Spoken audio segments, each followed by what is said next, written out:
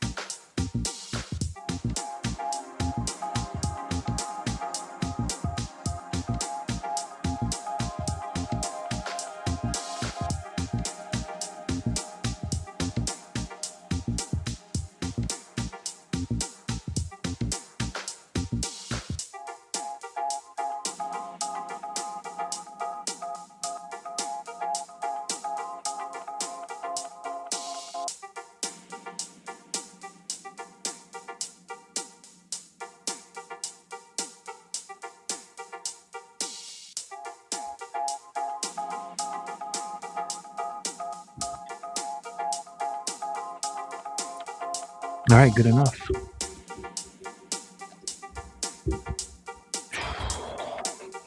You know what? Let's get this music going here.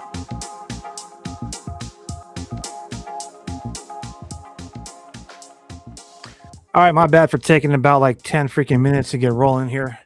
But thank you all for those of you who stood by. The San Jose Sharks are about to play their let me just take a breath here. Give me a second, my bad. All right, so the San Jose Sharks my camera's jacking up. All right. So the San Jose Sharks are about to play their first of back-to-back games to end their season. There we go. I'm going to get a little caffeine going. Will Smith's favorite sponsor here. Good thing we got about 20 minutes before puck drop. All right. Thank you all for being chill and coming over here to, cheer on Team Teal. Oh my gosh, studio light's killing me. There we go. All right, I'm going to keep it 100 with you, man. I've been running around all day trying to get something squared away. Yours truly is about to celebrate a birthday on Monday. Hoorah. So,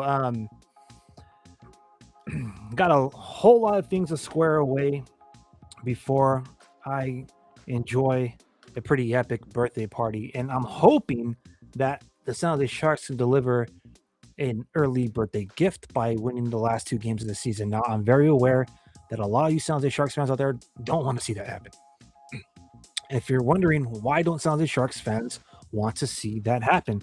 Well, quite frankly, it's 2 more games left in the season, and the Sharks are, as of right now, I believe 9th best. No, they went down to 10th. So right now they're still in the top 10 draft spots in the National Hockey League with 2 games left.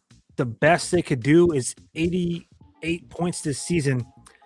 And New Jersey has already finished their season. They have 87 points.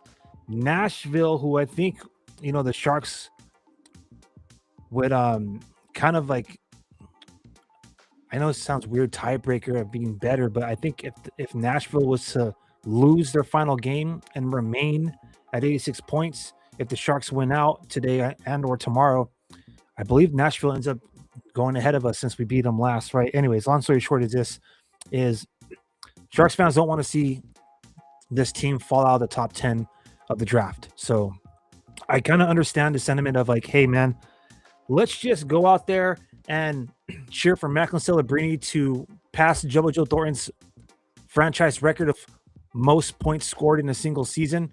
Right now, he only needs 2 to tie and 3 to take it all. So I am imagining that that's probably the only thing that Sharks fans are cheering for. Of course, Luca Caglioni is on the ice. He was called up from the CUDA. He played his first National Hockey League game, and I think was pretty instrumental in that dub. We already got a comment saying, too bad about the playoffs, or the season's a huge improvement. All right. I was trying to dance around that, but let's just dive right into it. Okay. So the last time we got together here for our live watch along party with real-time reaction to the action, we were cheering on our boys because they were chasing a wild card spot. Unfortunately, as it goes here in Sharks territory, the Sharks were not able to stay within the race. And of course, yours truly was at the game on Saturday night for another loss. This time it was an OTL, but honestly, with the way the Sharks are playing, with the way Askarov was playing, who is going to get started in net tonight. So for those of you who want to see this team not win, chances might be high. But anyways, the way he was playing, and you could just kind of tell that this is going to pain me to say this. You could just tell that they were about to lose to the worst team in the National Hockey League. All right, there it is. So, yeah. So that was tough, bro. That was tough. Our last 2 watch along parties were not the best either. We got together last week for the other back-to-backs. The Oilers and the Ducks absolutely brought the belt to the Sharks, and Saturday night it was a little bit more honorable in the loss in OTL, but nonetheless, the Sharks were on a 3-game losing streak until Monday night. So I missed y'all Monday night. I really wanted to do a watch along with y'all, but I had to go play a game with my squad. So as I mentioned on this live stream previously, I do play a recreational league, and our season actually ends on my birthday, which is this Monday. So I wanted to get one more game in before I take off to enjoy my birthday celebration. Hey, what's up? How you doing? We already got some people here live in the chat. So let's, kind of just briefly cover some stuff here. I don't even know if I have much of a countdown show for y'all today, to be 100 with you. At this point, like, I could go over, like records and whatever, but I mean, with 2 games left, I just thought I'd open up tonight's show, or today's face-off countdown show rather, with just an opportunity to say, hey, just kind of chill, talk till, just be a little bit more casual. Someone said you're back. What's up? Welcome back. Appreciate y'all coming through. Let me at the very least bust out the lines here. So give me 1 second as I download this onto the program here. So for those of you who watched the last game, the lines are essentially the same, with the exception of the starting netminder. As I just mentioned a moment ago, Yaroslav Askarov will get the start in net for the San Jose Sharks. I really want to talk about Asky this season to start out the show. I'm just going to put a quick disclaimer, all right? So I am very well aware that sometimes yours truly, now remember, this is just my opinion. It doesn't reflect all of Sharks territory, and I don't intend to influence anyone in Sharks territory, nor do I want to casually try to represent and claim anybody else's opinion at Shark City Hockey. But I'm very known and prone to like, speak my opinion and call things how it is, right? So with that being said, I think it's pretty fair that a lot of us has felt that, even though Askarov is considered, the future netminder, and he's got to be, he's the younger goaltender. He's a rookie still. That technicality, that weird National Hockey League technicality, where even though he's had NHL action for the last 2 seasons, he hasn't played, or he hasn't got past the threshold of games played to be not considered a rookie. But nonetheless, he's still a rookie. And, the San Jose Sharks traded a first-round draft pick for him, right? So, they're invested, right? He's supposed to be the guy. And, Drew Remenda once said earlier last week on one of the morning skate shows, he hasn't been the guy. And I just found it kind of sus that, for the game against the Vancouver Canucks, that, they elected him, if you weren't aware, on social media or in the actual arena, they said he was a Sharks Rookie of the Year. I don't know about all that. To answer your question, though, the game starts at 5:30, so it's a 5:30 face-off count, scheduled face-off. So, we got some time here. We got about 11 minutes. But back to Askarov, they really try to push him, and it's fan appreciation night. It's the last game at home in front of the crowd, the home crowd. So I get it. You want to kind of remind fans and maybe even redirect, or maybe even how do I say this properly? Like maintain the narrative of that this is your future netminder, right? Now, I'm not the only one who believes this in Sharks territory, and I'm starting to see a lot more people kind of almost start to have the same sentiment toward him in net. Other Sharks creatives, which isn't anything new here. Oftentimes, a lot of what we disclose or discuss here, maybe a few weeks or even a couple months later, you'll start to see all of Sharks territory start to have that same dialogue. But back to the point is, I think Michael Misa got snubbed. Now, I know a lot of you are quick to say that, how many games that he's played versus Askarov, how many meaningful games. I've seen a lot of these weird comments, right, about Misa, but Michael Misa should have been the Rookie of the Year, man. He should have been the Rookie of the Year. And I'll tell you why. First and foremost, he represented the Sharks organization with, well, technically his country in the World Juniors earlier this year, if I'm not mistaken. And then when he finally was getting some minutes, when he finally was getting, utilized to his talents, the guy was going on a hot streak there for a hot second, including an overtime winner. And long story short is, I would argue to say that even though we got a small sample size of the second overall draft pick from this past year's NHL entry draft, Michael Misa, in my opinion, has been a way more what's the word I'm looking for here? I think he had way more contributions to this team than Askarov. Now, I know Askarov had more games, played more games, but when you look at his record this season, it just wasn't it, man. And we're just going to dive into that record really quick, so I'm not just speaking out of context. He's 21, 19, and 4 this season, a 3.6 goals against average, and as I mentioned previously on these live streams, a .885 save percentage. But more often than not, his save percentage is below that. So I know he's got a lot to learn. I know he's got to work on his game. He's got to stay in the net. Whatever comments you want to make about his glove.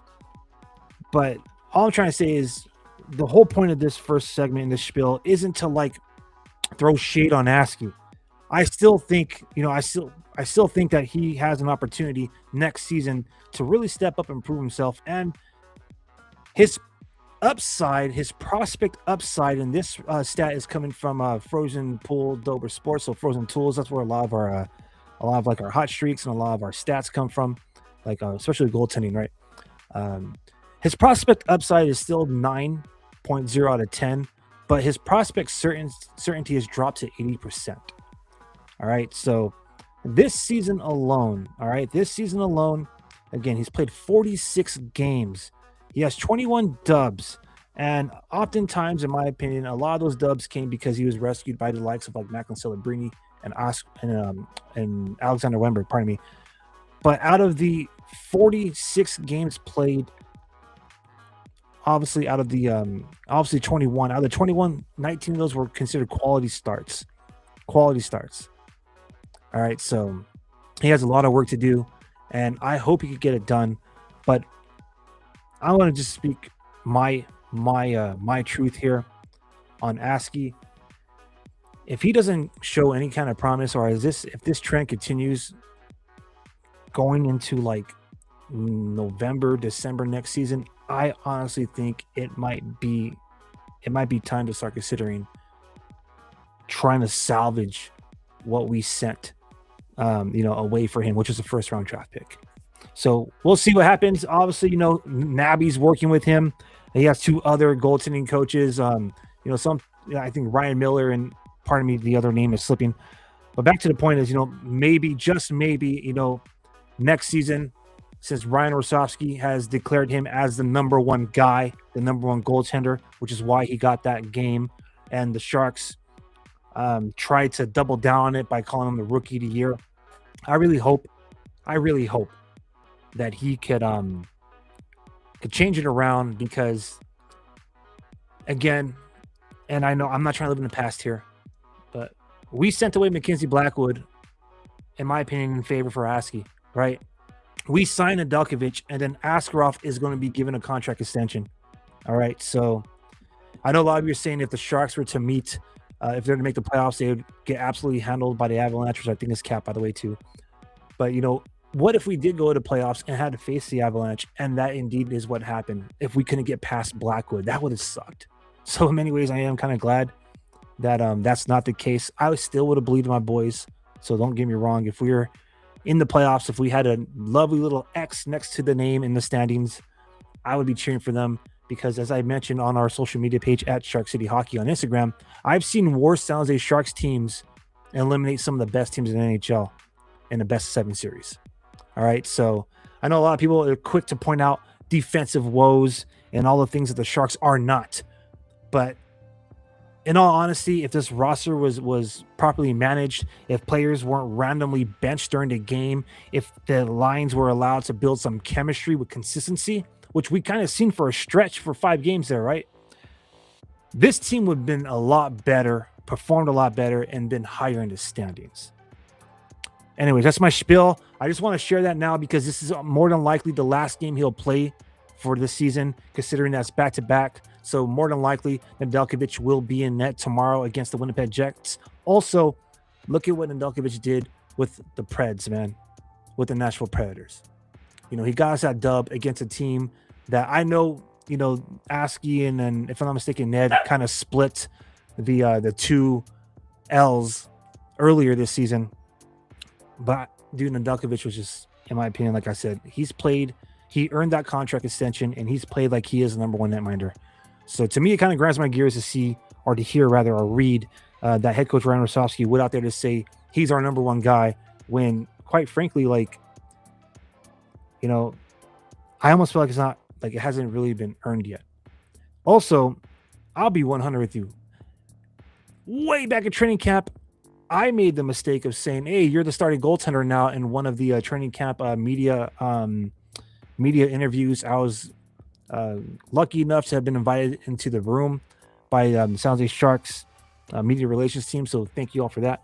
And I was coached up by play-by-play announcer Dan Ruzanowski about the business of things, and about being a little premature about making presumptions. And the guy was absolutely right. I thought at the beginning of the year that he was like undoubtedly the undisputed starter, considering that they sent away Blackwood and this would be his first year. But dude, Nedeljkovic was outstanding in net. So I just want to say that to clarify that I didn't just go into the season thinking, oh, I don't like Askarov. It just kind of pretty much was disappointing to see this season play out the way it did. All right. So really quick, let me acknowledge this comment. It says he better work his A off this offseason. Ned has been way better than him. His glove side is horrible. Yes, sir. Yes, sir. it seemed like they were getting into a good group before the Olympics. Yeah, that's true. I mean, to be 100 with you, that's kind of true. They were starting to be a little bit on a losing streak, and that kind of continued after the Olympics. But yeah, and then here we got someone saying, yeah, after they were just spotty. So yeah, it's true. And I appreciate all the engagement. It sounds like Sharks are about to face off against the Chicago Blackhawks here any moment now. So that's my spiel on Askarov. He is the starting netminder tonight. He's going to be going against Spencer Knight for the Chicago Blackhawks. This game essentially is, they call it meaningless because the Sharks are out of the playoffs if you go to moneypuck.com, but it's meaningful for Sharks fans. For those of you who want better draft positioning, you absolutely don't want to see a dub. For those of you who want to enjoy your San Jose Sharks look like a competent hockey team, then this game absolutely means everything to you. It'll be nice to finish off the season strong, maybe on a win streak, something to bring into next year. I know they say that players don't tank and they compete because, they have the pride and they're professionals. So, tonight and tomorrow night would be a great opportunity to actually prove that. This is also a meaningless game for the Blackhawks. They are like best. I think they got the best odds of winning. Right now they're like second in the second ranked team for the draft coming up. So they have a pretty good chance of maybe jumping up. Really quick, what did I want to bring up here? Oh yeah, so the chances of the Sharks winning this game, which is pretty odd, is 45.7%. I say that's odd because the season is tied. Season series is tied. Now, the last time the Sharks were playing in Chicago was February 2nd, and the Blackhawks did defeat the Sharks 6-3 at United Center. However, the last time this team played was just like 11 days ago. Was it 11 or 9 days ago? Pardon me. And that was at the Tank. The Sharks won 3-2. So the season series is tied. And really quick, this comment says, man, I'd love to see Matt get to 50 goals, but he needs 6 in 2 games. Who knows, man? Maybe a hat trick in both. You never know. Anything's possible. All right. I promise lines. My bad. I want a little spiel there. So let me get some lines going on here. And also, I want to say this really quick before I forget, guys. Thank you so much. I honestly should have probably done this a long earlier, way earlier in the season. I've been doing this almost every season for the past like 3 seasons, but for some reason this season, I kind of focused on developing other aspects of Shark City hockey. But we should have did the live watch along parties way earlier this season. So all I have to say is I want to say thank you guys for coming through. We've seen tremendous growth on the YouTube channel in just a matter of the last couple of weeks. And everyone that's been coming through the watch party, it means absolutely the world to me to see so many Sharks fans from all over the world, Northern Hemisphere, Southern Hemisphere. And as far as, the continent goes, East Coast, West Coast, and all throughout the middle. I really appreciate you all here at coming through for these live watch along parties. So let's just take a quick look at the lines here in case. Let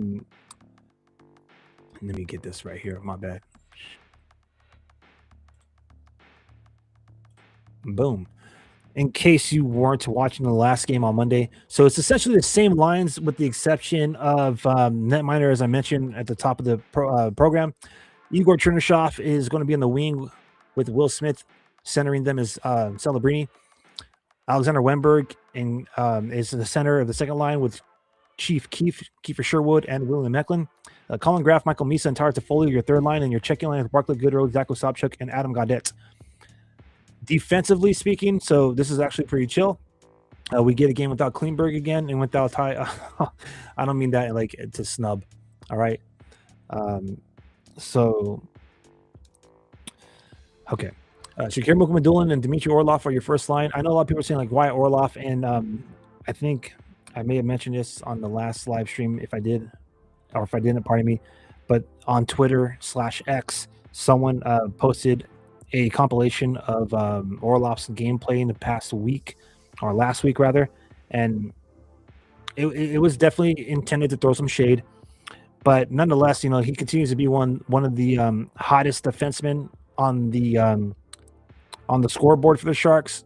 He's on a hot streak. He's been like notching an assist almost every game for the past like 7 games. So But Shakir Mokumadula and Dmitry Orlov from that first defensive pairing, Sam Dickinson and Mario Ferraro, your second. And of course, everyone loves to see Luka Kogioni and Vincent Desharnais back together. We will see Klingberg. The whole reason why I mentioned him and brought his name was going to throw shade, but we will see Klingberg tomorrow, which I think is just. It's rightfully earned. So tomorrow, final game of the season, Klingberg will be in the lineup, and it'll be his 7th career NHL game. All right, so your starting netminder, of course, is Yaroslav Askarov, and the backup goaltender is Alex Nedeljkovic, who I imagine has a 99.9% chance of starting the final game of the season. All right, and that right there is your Sharks lines for this matchup. All right, so I see Connor Bedard skating out there. That must mean that puck drop is about to happen soon. So with that being said, our Shark City Hockey Face-Off Countdown show is complete.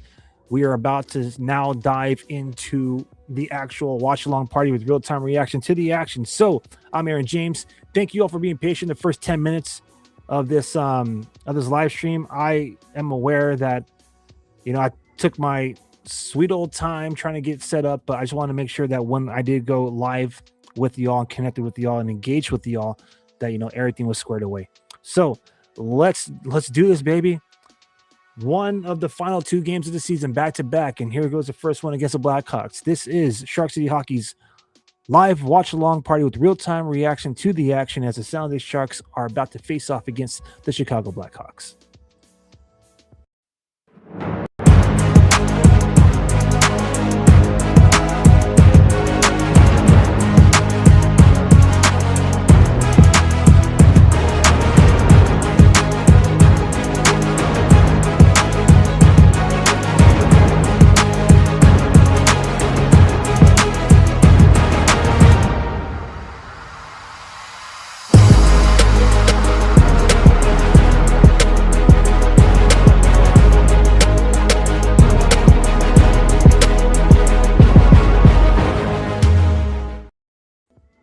All right, what's up? What's up, hockey fans and Sharks fam from all over the world? I'm your host, Aaron James, and we are waiting for opening face-off at the United Center in Chicago, Illinois. That's right, it's Illinois. Don't say Illinois. All right, it's Illinois. All right, but at the United Center, the San Jose Sharks are going to take on the Blackhawks, and of course, for the NHL, this is like your future. Your future stars facing off against each other in Macklin Celebrini and Connor Bedard. So I'm looking forward to this game. I'm looking forward to seeing if Macklin Celebrini could do something that hasn't been done in a long time. And that is, I know right away you're all going to say, but Erik Karlsson did it. You know what I mean? Okay, let me rephrase that. We're going to see if Macklin Celebrini could hold down probably one of the most impressive records that I honestly didn't think that I would see be broken or happen to be even tied or get close to again. And that's Jomo Joe Thornton's single season scoring record.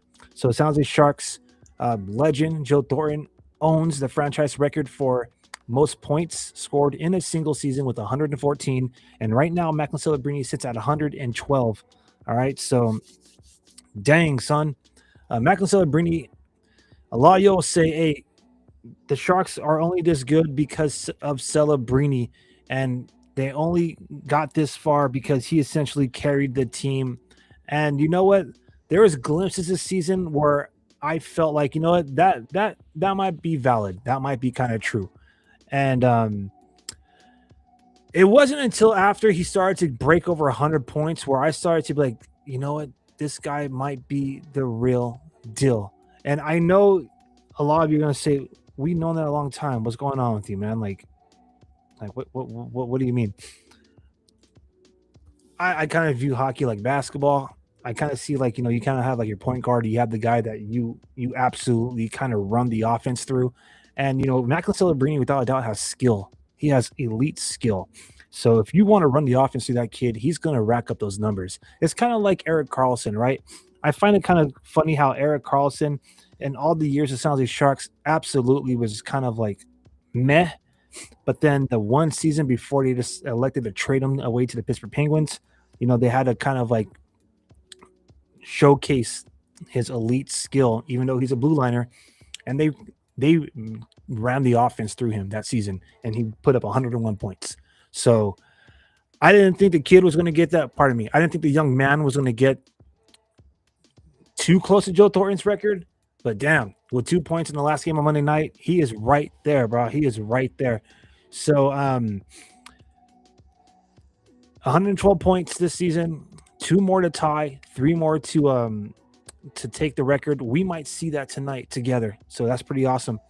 Some other records that kind of aren't getting as much attention because, you start to like break it down and start putting everything under a microscope. Maybe it sounds like, you're inflating his, greatness, or you're glazing him, as some people would say it. But I'm just gonna drop it, man. So he set the record. He owns the record for even strength goals in a franchise record for even strength goals in a single season with 36. All right, so he built upon that with the 2 goals on Monday night. He also, where's the other one at? Yeah, so this is where I start saying where you start getting like, if you start trying to break it too much, but goals created, or adjusted goals created. He just took Jonathan Chichu's record. So Jonathan Chichu had 40. He got 42. So, it looks great. The future looks absolutely outstanding, as they would say here in Sharks territory. So we got game on, which means it's time to, get our game clock going here and time to get connected to the live feed. Let me turn up the music so y'all don't have to worry about listening to me the whole time.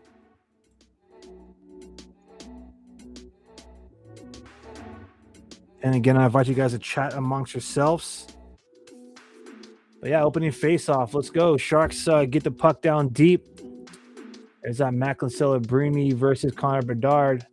All right. Sharks are pressing early, just like they did last game. Nothing more frustrating than seeing the sound of these Sharks play some great hockey at the end of the year after out of the playoff position, right? But it is what it is, baby. Oh, Cherney tried to feed Will Smith in the center there, but didn't get through.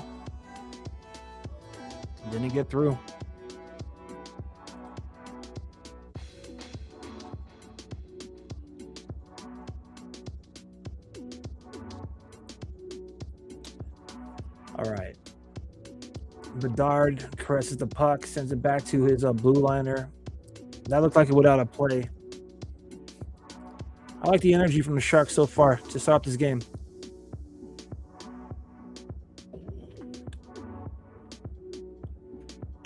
They're showing a replay of Connor Bedard falling down on the opening faceoff. I don't know what happened there, but it is what it is.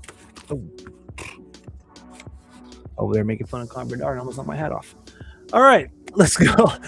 Let's go Sharks. They win the faceoff right outside their blue line, and they're able to get the puck back deep again. Spencer Knight has to get out of the goal and play in the crease, but they turn it over. The Hawks do in their own zone. So here's Wenberg again. Chief Keef held that in from going across the blue line. I think the Sharks are going to win this game. I know Money Puck said 45% chance, but I think the Sharks are going to win this game, to be 100 with you.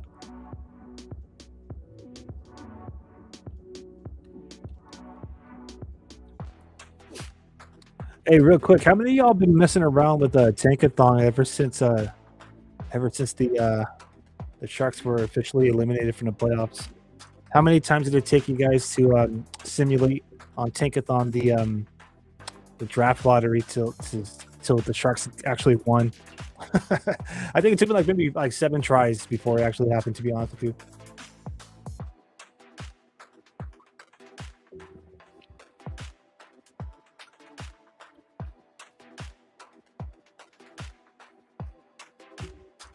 We're gonna be chill, casual, watch along party today, man.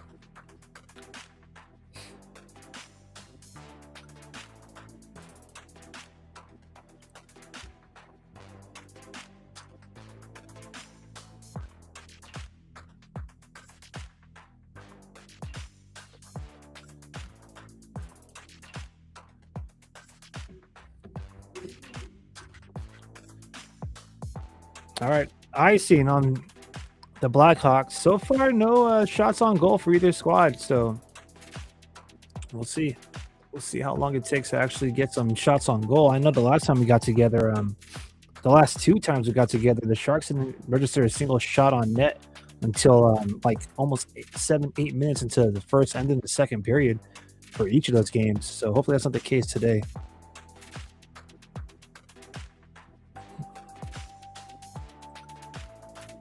All right, face off deep in the Chicago Blackhawks zone.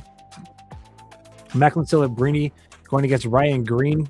Ryan Green actually wins that face off, but the Sharks are able to momentarily maintain offensive pressure. But now, 2 teams are chipping away at it at the neutral zone next to the Sharks bench. Sharks are able to recover the puck, and they're going to. Oh wow! Come on, Chernishoff. All right, nice recovery from Cherney.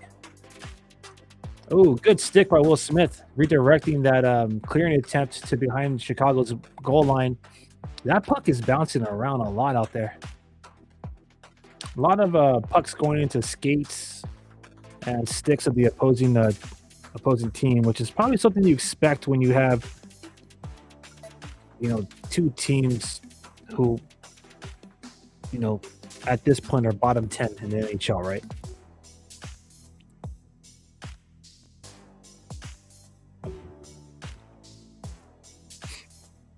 All right, another face-off in the Chicago zone. Sam Dickinson takes a shot, but that's blocked by Wyatt Kaiser. That puck goes all the way into the Sharks zone. Now Mario Ferraro battling for it behind his own goal line. He gets it up to Zach Ostapchuk. It's briefly intercepted, and Ostapchuk's able to poke it to his neutral zone. So Blackhawks have to reset. Wow. The battles in the neutral zone seem to be where this first 3 minutes of this game is all the action's at.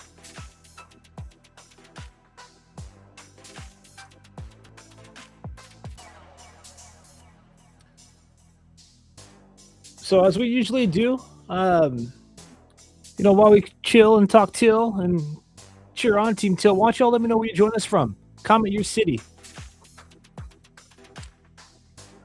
Comment your city in the comment section.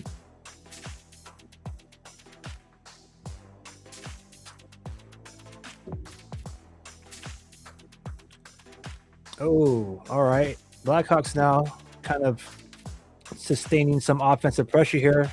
Connor Bedard takes the puck from the half wall and tries to drive it to the neutral. Ooh. To the slot, but his shot's blocked, and Chief Keef, almost found Alexander Wennberg on a breakaway, but that puck did not connect to the tip of his stick.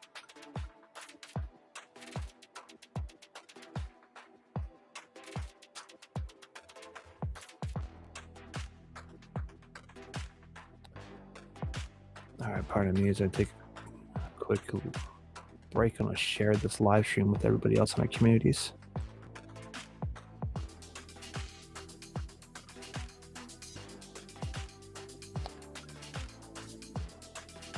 All right, so got a pretty did that one count? I was about to say we got a pretty relaxed game, if you will, for lack of better words. I don't see a registered shot on net yet, almost 5 minutes in. I mean, it's literally been a lot of whistles too. Like right now, besides the battles in the neutral zone, the real battles are going on in the face-off dot, where the Sharks have won 4 out of 5. So let's go.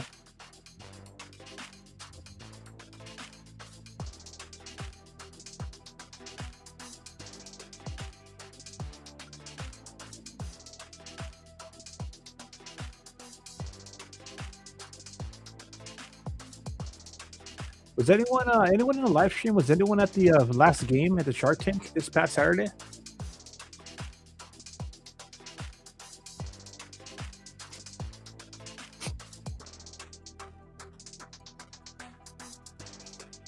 I know that game didn't end the way we wanted to, but it was a vibe, man. It was really chill.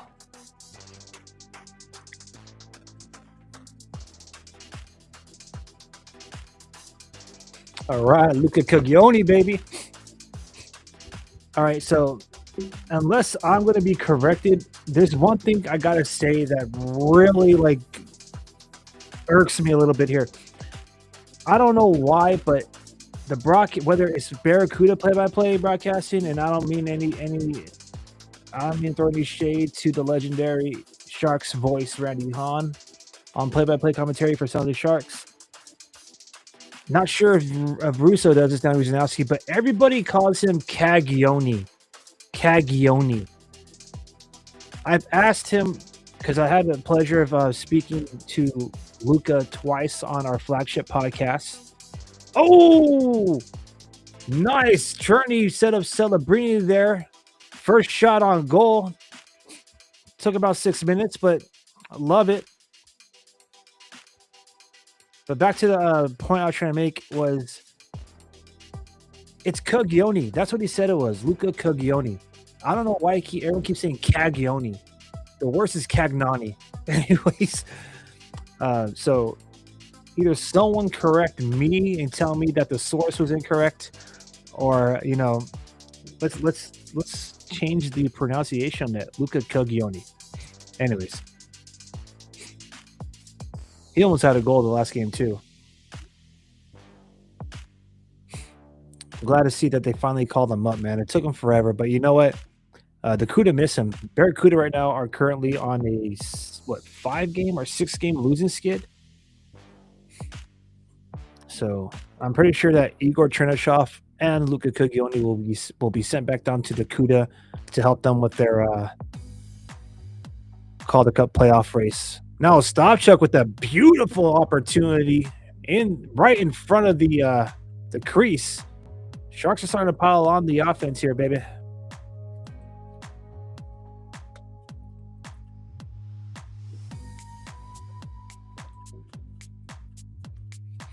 So Zachary Stopchuk, Macklin Celebrini, some good shots on goal right there, and Adam Gaudette.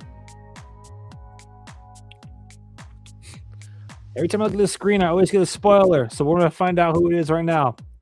Someone says hopefully when the team's get a shot on goal. We're about to get a goal right now, fam.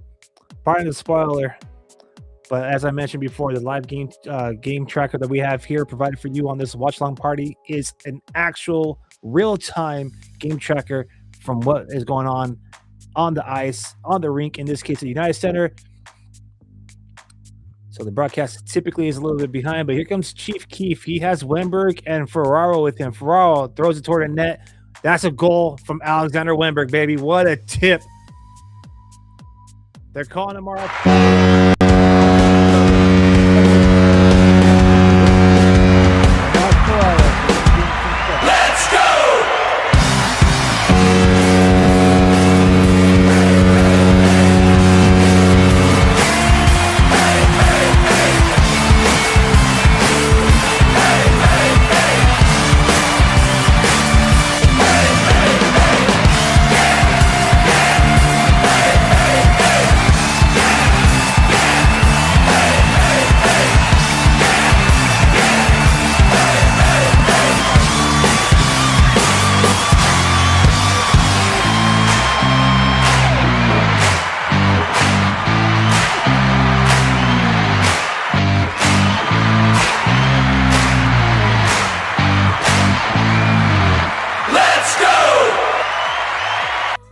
Yeah, baby. San Jose Sharks goal. As it stands right now, it's Mario Ferraro's 7th goal of the season, assisted by Kiefer Sherwood.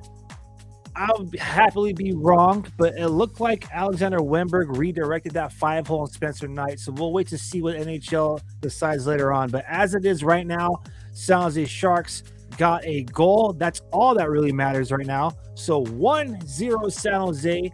They score on their 4th shot on net. As it stands right now at 8 minutes and 9 seconds, Mario Ferraro gets his 7th goal of the season, assisted by Kiefer Sherwood, his 11th of the year. All right, so we'll be paying attention to that later to see if there's any official goal change. Maybe he did it, but I'm telling you, it looked like that was subtly redirected by Wenny. We'll see if Wennberg gets credit for this goal. But nonetheless, San Jose Sharks get the first goal of the game. Right now, It's all San Jose, baby. And the face-off dot, San Jose won 6 for 7. They're 85.7%. They have 4 shots on goal. Chicago has none. And they got the first goal on net. And, of course, on cue, as I'm praising them, Igor Chernyshov is going to get called for a penalty. Of course. All right, so we got a delayed penalty to San Jose Sharks here. It looks like Igor Chernyshov is getting called for a hooking. 2 minutes for hooking at 9:31. So just a minute and like 20 seconds after scoring a goal, the Sharks are going to be on the PK. Yeah, though. Let's go.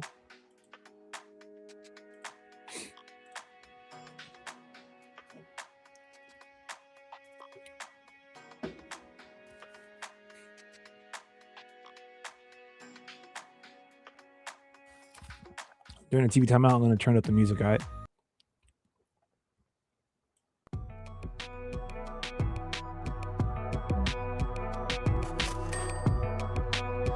Again, let me know where y'all coming through from.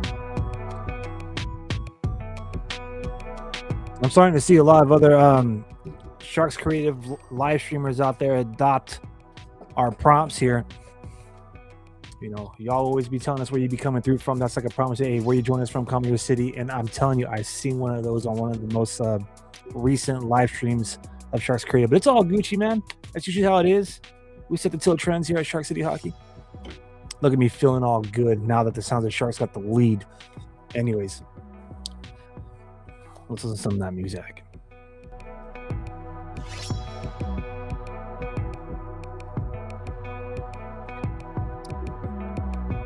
All right, we're back. That comment wasn't made to like gloat or, you know, toot my own horn. Simply put, if you're going to watch the live stream or if you're going to hang out in the comment sections on our Instagram page, why don't you just follow? Why don't you just subscribe? All right. So on that note, go ahead and smash that like button right now, fam. And if you haven't subscribed already, please consider having a primary assist in our goal of growing this channel here at Shark City Hockey. Face-off is going to be on the left side of Yaroslav Askarov. Alexander Wemberg is in the face-off dot. So Sharks penalty kill right now. Let's go.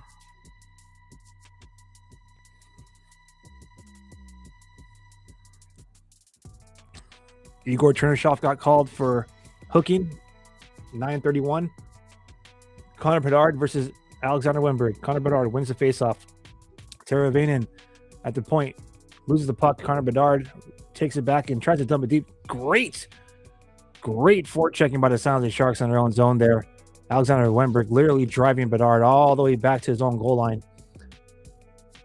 That's going to kill off a good first 20 seconds of this period. Ooh, turnover in the offensive zone. Alexander Wemberg kind of skating around with it, wisely wasting time. Finds a pass. What a freaking opportunity. Was that Ferraro again? Man. Mario Ferraro is feeling it, especially if that goal stands. All right, here comes Chicago now. Great penalty kill by Team Teal, baby. They're looking good so far.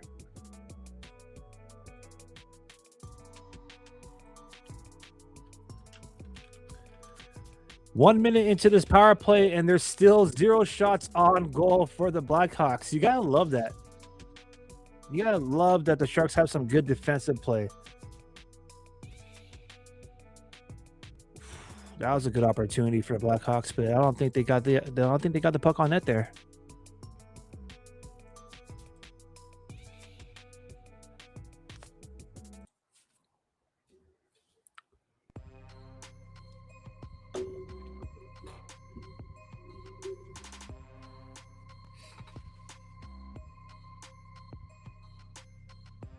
Good penalty kill by these boys, man.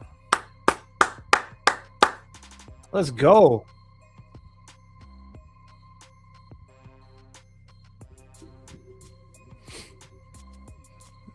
Beautiful penalty kill by San Jose, baby. Gotta love it. Even strength. Not even a single shot registered on net.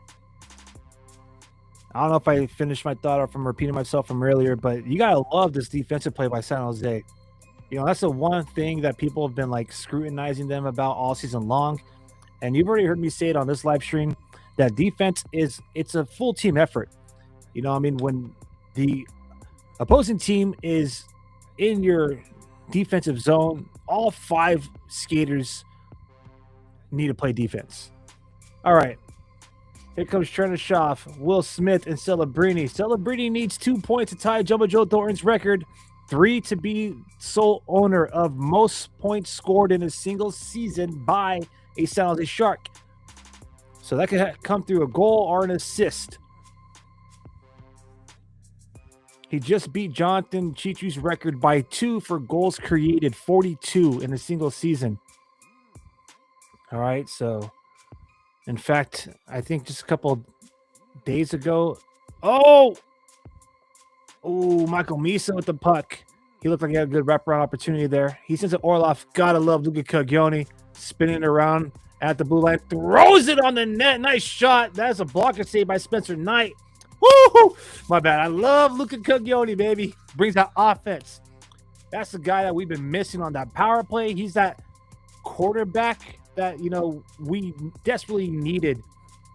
And I don't want to hear nothing about size or whatever, bro. This guy could bring it. 90 points in the WHL with the Portland Winterhawks before he came to the CUDA and had another impressive scoring season. I'm really surprised. He did not get utilized more often on the main roster this year. But hey, we'll take it the last 3 games of the year, right? Again, this could essentially be a tryout or just get him a little bit more seasoned for next year in the National Hockey League. But love it. Absolutely love to see Cagioni, number 42, until on the ice in a sounds like Sharks sweater. All right. Asker off the good pass, and that goes.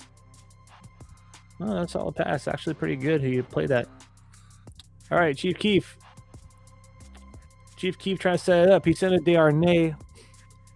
Blackhawks get that cleared all the way down. Luka Cagioni. Yes, sir. Luka Cagioni clears it. I love that. All right, here comes William Eklund in the neutral zone. Beautiful moves by Eklund out there. Deking, puck handling his way into the offensive zone. Sharks cycling the puck now. Eklund battling for it in the trapezoid. He has help by Chief Keefe, but the Blackhawks recover, and now they advance it. That was Bedard. Bedard takes control of it. He brings it into the Shark zone. Pass attempt gets broken up. Here come the Sharks the other way. Beautiful poke check by Wenberg to keep it in the zone. Gaudette with it. Takes it back. Passes it back to Wenberg. But here comes Bedard. Bedard trying to set up some offense. Waiting for defense. Sends it to the point. Kaiser gives it to Korchinski. He tries to shoot it, but it's blocked by Barclay Goodrow. Bedard now with the puck behind the Sharks net. He tries to center it. It finds its way out of the blue line. Offensive pressure still on. Shot still not getting on target, though, for the Blackhawks. That was a slap shot that went wide and high. It goes all the way to their own zone, and here comes the Sharks. They're Celebrini. Oh, nice deke move. Loses the puck, recovers it, throws it on net. That right there was right into the logo of Spencer Knight's jersey, so pretty damn good first period by the San Jose Sharks. There you go, baby. Gotta love it.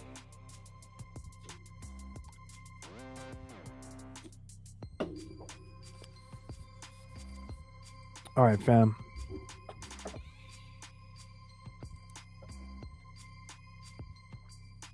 I'll turn up the music again.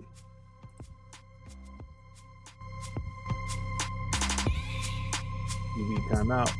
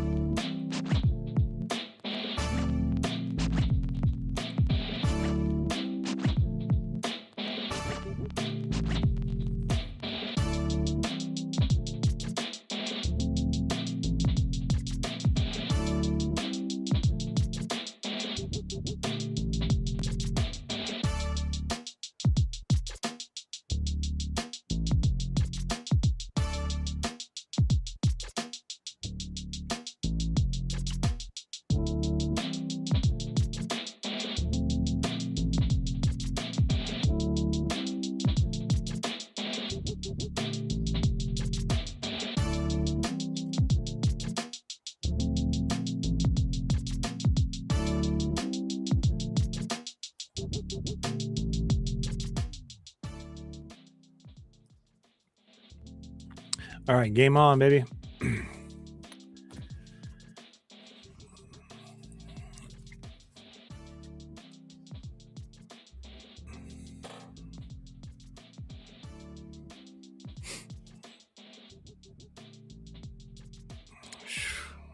Our offense is looking good, baby.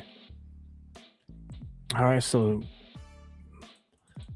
got some updates here. Ooh, penalty shot for Chicago coming up, fam. Holy smokes.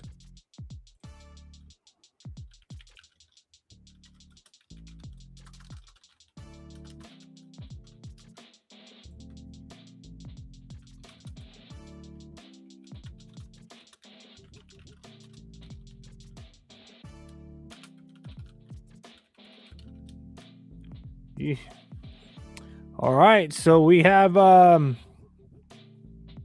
penalty shot. Oh boy, here we go, ASCII. Here's a good opportunity to make a highlight reel save, baby.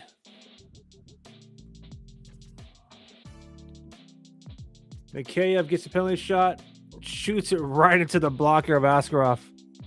All right, gotta love that.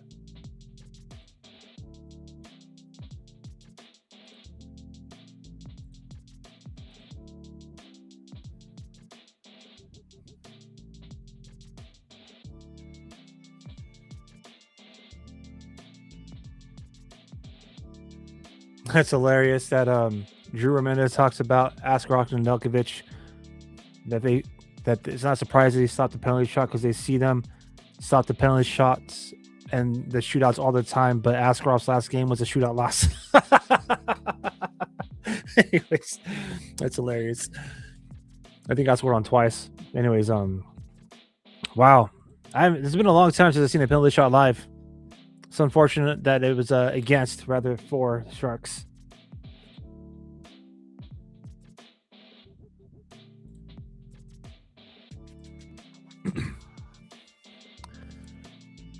All right, so I guess that counts as the second shot on net.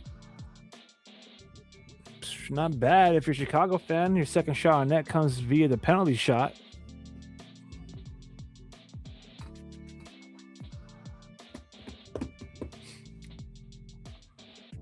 Another opportunity for Chicago.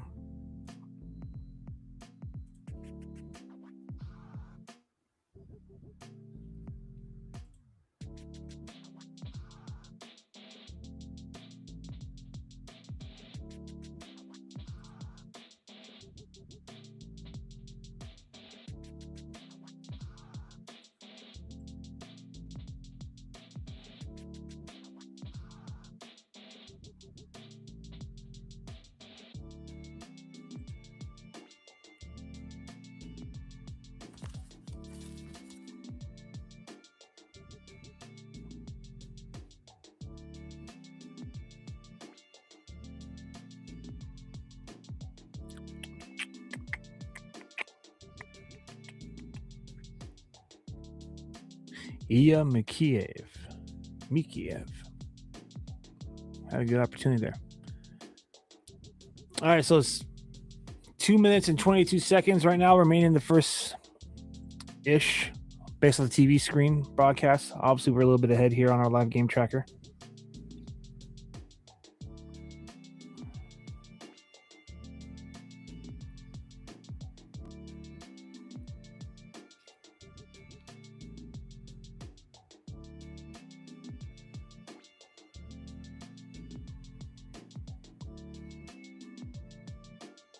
I want to see if that goal is still being awarded to Ferraro. I'm telling you, that could have been, yeah, still stands as Ferraro's goal. Ooh, Cagioni, physical. Put a little physicality on Bedard there. And then Bedard starts getting a little feisty with Ostapchuk. Ostapchuk gives him a little shove back, and I think Bedard just earned himself a penalty there, dude. But I love that little freaking physicality from Cagioni on Bedard there. That was what you want to see, baby. All right, so Sharks are about to go on the second rather their first power play of the game. 18:49 in the first period. Connor Bedard gets called for cross-checking Zach Ostapchuk. Yeah, 2 minutes in the box for you, buddy.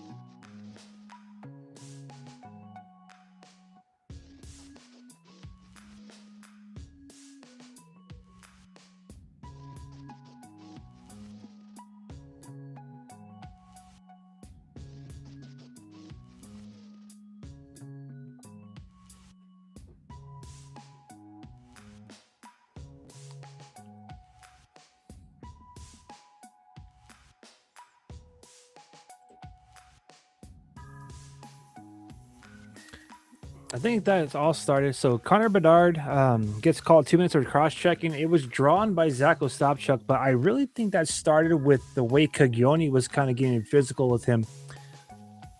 I'm not trying to say he elbowed him, but he definitely looked like he gave him a nice little shoulder bump.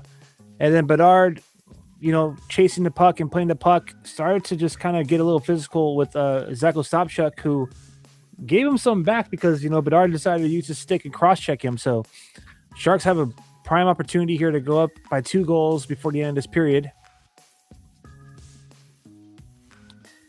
So let's go. Sharks on the power play. Dang, 3-4 cross checks. Almost 7 cross checks. And then the little freaking slash at the calf by Bedard. That's crazy.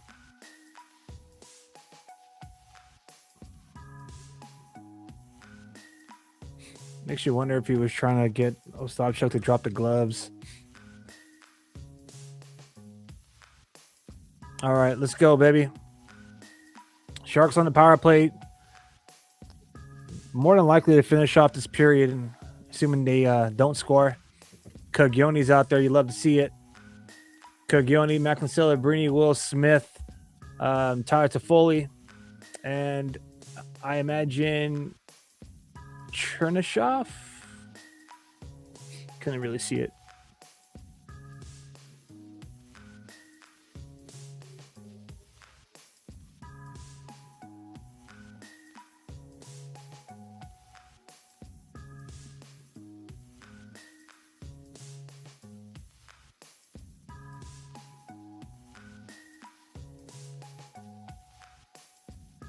Macklin Celebrini to Will Smith to the point to Caglioni. Sharks are actually pressing pretty good. They're about 20 feet in the zone. No one's really on a blue line. Oh, they're trying to run this offense through Celebrini without a doubt. You've seen on the last game, the empty netter, they gave it to Celebrini. Right there, Will Smith, as he's been doing all season long. Try to feed Celebrini by the wing. Unfortunately, Chicago got their stick on that, and that's going to be the end of the first period. So the Sharks will start the second period with a 1-0 lead and with a power play. About 49 seconds remaining on the man advantage for San Jose. Connor Bedard gets called for cross-checking, so gotta love it. Gotta love it. All right. Intermission time, baby. So we'll bring up the intermission graphic. I'll turn up the music for a little bit here. And then we'll dive into what was really casual first period, to be 100 with you. Not a lot going on. It was essentially all San Jose, but not a... I don't want to say highly competitive. I don't think that's the right term, but not a lot of rave about in that first period. A very casual game, and I imagine the Sharks, with the exception of maybe trying to set up Celebrini, I imagine they're not gonna try to empty the tank tonight because they do have to play tomorrow in Winnipeg. So we're gonna chill for a little bit here. We'll talk about that first period, and yeah, we'll get ready for the second. So let's chill. Bump the music. And hang out for a little bit, huh?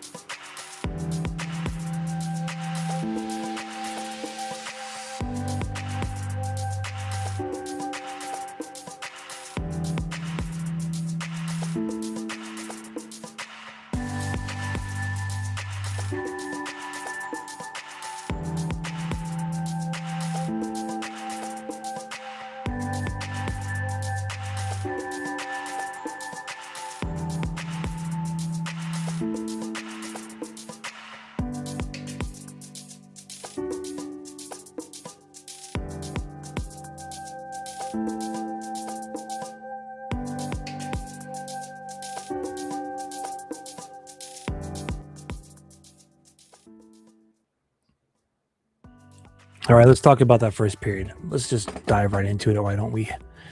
All right, so San Jose Sharks have a 1-0 lead after 20 minutes here in Chicago. Sharks are in the Windy City, representing Shark City. They call it Twin Cities too, right?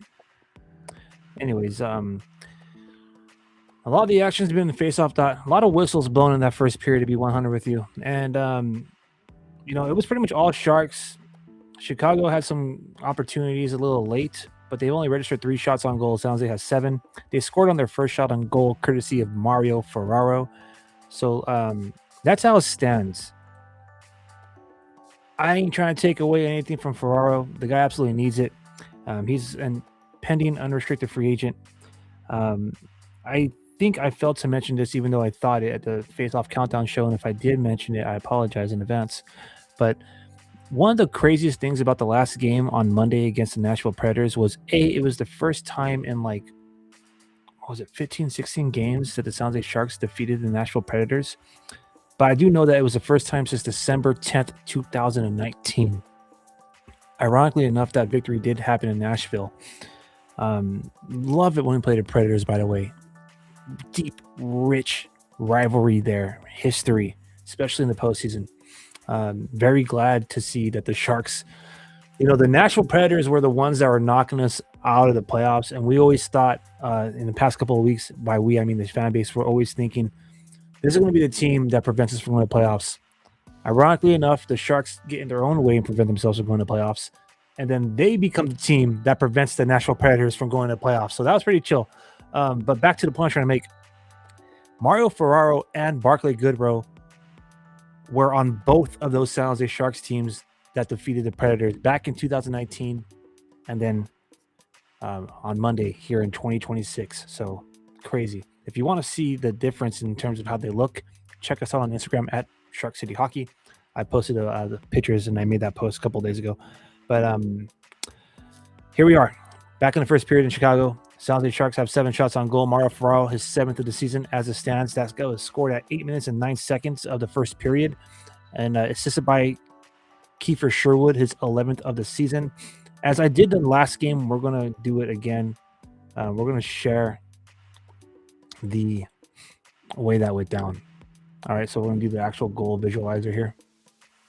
All right, so from the top, you can see that this goal pretty much started by a great recovery. Look at that right there, baby. Right on the top. Y'all can see my arrow. Yep, the cruiser. Okay. So look at that. Chief Keef and William Eklund right next to Connor Bedard. God love that. Look at the speed of Eki, though. That was a centering opportunity to Bedard that misses the mark, and Eki is there to recover, but Chief Keef had a better angle, so he gets the puck. All right. Chief Keef then, he leads the offensive rush. He has Winnie, that's Alexander Wenberg, and Mario Ferraro right here.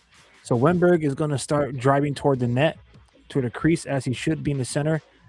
And Kiefer Sherwood is going to elect to hit Mario Ferraro, who's driving, which, by the way, that's another thing about the last game that I wish the Sharks would have done often this season. They were good to be here. Thank you for being here. Glad to have you. That's right. Go Sharks. Yes, sir. All right, so the one thing that I noticed in the last game is that the Sharks were often utilizing their defenders as wingers. That's something we haven't seen since like Brent Burns. And I don't mean that they actually had him in the lineup as a winger. What I mean is essentially that they were joining the offensive rush. They were pinching, going down low. All right, so that's the same case here. You have Mario Ferraro, who gets the puck. He shoots it right there in the face-off dot. And for those of you who, like myself, love the nice little details of the game, Mario Ferraro's goal happened 37.5 feet away, right there in that face-off dot. It had a 3.2% chance of scoring, all right? And it was a shot. What's the angle here? Let me see if I can highlight that angle. The angle was at 41 degrees, almost 42 degrees, all right? Now,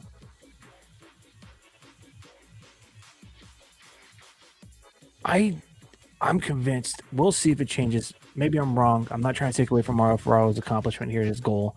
But I'm convinced that this was tipped by Wenberg 5-hole on Spencer Knight.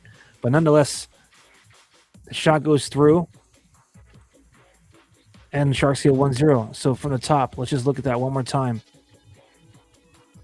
I love this NHL Edge goal visualizer. Absolutely love it. The NHL API is essentially what we use here for our live game tracker as well, for those of you who want to know, we're asking the last live stream. So one more time from the top. The only goal that was scored in that period, Chief Keef sends it across to Ferraro. He shoots it. Call me crazy, but I think the tape of when we stick redirected that 5-hole on Spencer Knight. But if not, if he didn't touch it, stick tap some Super Mario. All right. And that's how we got a 1-goal game. All right, back to the intermission report here. So Sharks have been winning the faceoff battles. They've won 8 of 12 faceoffs in that first period. And you know how we do it here. We're going to go into the faceoff summary. 7 of 10 were even strength faceoff wins. 1 faceoff win on the power play. And that's 8 of 12. The only other... well, that's rather 8 of 11. The only other face-off that was taken was on shorthanded, which the Sharks did not win. So they're 8 for 12, 67% of the face-offs they've won. And if we just break it down by zone, offensive zone, Sharks are 2 for 5, defensive zone 2 for 3, neutral zone 4 for 4. So that's great. Alexander Wenberg, Zach Osopchuk, Macklin Celebrini, and Michael Misa took the face-offs in that first period. Alexander Wenberg is 50%, 2 for 4. Zach Osopchuk is 1 for 1, so he's 100. Celebrini is 1 of 3, so that's 33%. And Michael Misa, strong night in the dot tonight, 4 for 4, 100%. I want to see who he's battling. Let's see. So Michael Misa has taken faceoffs against Ryan Donato and Ryan Green. So Misa's handling both Ryans on the Chicago Blackhawks. That's number 8 and number 20 for the guys in red. All right. And that right there is your faceoff summary. So again, Sharks 8 out of 12 faceoff wins. Right now, as it stands, the Sharks still have 49 seconds remaining on their power play. So we'll see if they can convert. But as far as Chicago Blackhawks go, they had one opportunity at 9 minutes and 31 seconds. Igor Chernyshov got called for hooking. The Sharks killed that penalty off with ease. Matter of fact, they controlled it in the offensive zone. That's the Chicago Blackhawks defensive zone for a majority of that penalty kill, and they did not allow a shot on net or on goal during that power play. And as a matter of fact, I think their shot on goal came like minutes later. So again, Chicago has 3 shots on net. If there's anything else that's worth mentioning in that first period, it's that there was a penalty shot. So the second shot that Chicago Blackhawks registered on net was actually a penalty shot that happened 3 minutes and 38 seconds, or with 3 minutes and 38 seconds remaining in the first period, if I'm not mistaken. Maybe I'm a little bit off on the timing there, but nonetheless, it was Ilya Mikheyev. I hope I'm saying that correct. Ilya Mikheyev of the Chicago Blackhawks, number 95. He had an opportunity to do a penalty shot against Yaroslav Askarov, asking me to save. So score as it stands is 1-0. Very physical game in there for the Sharks, believe it or not. So 11 hits by San Jose, one by Chicago. 4 block shots from the Sharks, 2 from the Blackhawks, 5 giveaways by each team, 3 takeaways from San Jose, 1 from Chicago. And that right there is pretty much how the first period went down. Let's just briefly take a quick look around the league. Let's see what's going on. This is one of 6 games being played in the National Hockey League today on this Wednesday, April 15th calendar date. So right now in Buffalo, the Stars and the Sabres are going into overtime. That game is tied up 3-3. It's a national broadcast game, so that can be found on TNT, HBO Max, more locally Victory Plus, more 27, and of course True TV as well. 7 minutes remaining in the third period in Tampa Bay. Right now, the New York Rangers have a 4-2 lead over the Lightning. After 2 periods, the Senators have a 2-0 lead over the Maple Leafs. And Ottawa has a power play, about 97 seconds going into that third period. That third period is about to start any moment now. Later on tonight, in about half an hour or so, the Golden Knights will be hosting the Seattle Kraken in Vegas. And the only other game that has already commenced, final score, Florida Panthers, reminding everybody who they are, even though they won back-to-back cups and are not going to the playoffs this season. They defeated the Detroit Red Wings 8-1. That's another topic I want to talk about. I'll probably say that for a flagship podcast, but some very passionate speeches from coaches lately here. And one of them was by ex-Sharks head coach Todd McCullough in Detroit. Detroit, for the 10th year in a row, did not make playoff contention. Hey, we feel you out there. All right, here in San Jose, this is now 7 years. But their team was unceremoniously booed off of the ice. And McCullough was pretty much saying, hey, man, the fans have every right to do that. I like it when bench bosses and when media and when players are able to own up to their lack of production, or to, not just, not meeting expectations, right? So right now we're in the midst of trying to build up some momentum and build up some, build up the market again and fill that tank, et cetera, et cetera. But there's often times where I feel like it's a little bit soft with the coverage here. All right. So it's kind of refreshing to see coaching and players alike, because there's another ex Red Wing who was a former Stanley Cup champion. I forgot what show he was on, but I seen a clip of him, and even he was saying this is not the type of hockey, et cetera, et cetera. So all I have to say is, maybe something I'll dive into a little bit more on our flagship pod, which should be coming up soon, either this week or next week. And the reason why I'm not clearing the dates because, as I said, we're doing this live watch along today and tomorrow, and then I want to celebrate my birthday, baby. But I'm taking a little vacay after the season's over. And back to the point is, it was refreshing to see like these guys kind of like own it. You know what I mean? They own up to it. They recognize it, and they're like, "Hey, man, the fans are booing. They're not upset, and they have every right to be." All right. So right now, sounds like Sharks fans have every right to be happy, to be satisfied. We have a 1-0 lead after 20 minutes here, and honestly, I think that there is a chance we might see Macklin Celebrini get some points here. Sharks have a 49-second power play coming up, so let's get ready for the second period here. Puck should be dropping any moment now.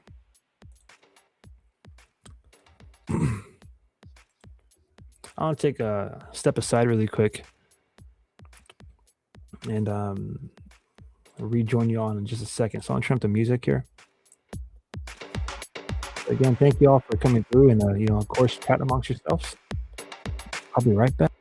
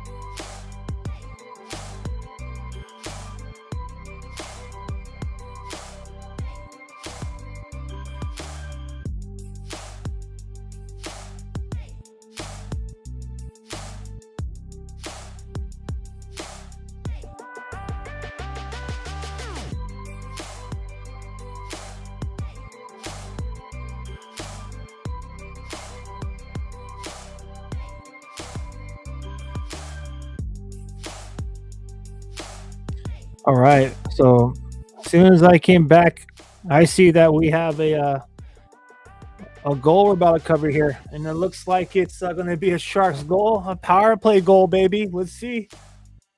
Is it a power play goal or is it even strength? Either way, it looks like Tyler Toffoli is going to put one in the net.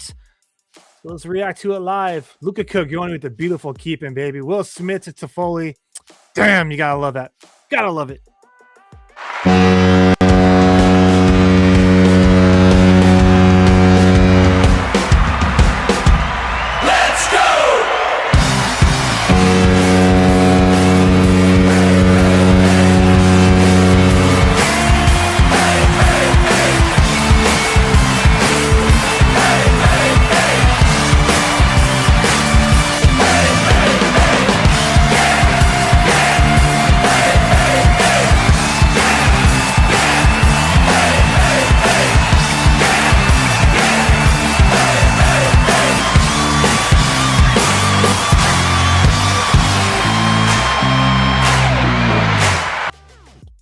Okay, so you're probably wondering why I cut that celebration short with a little sad face there.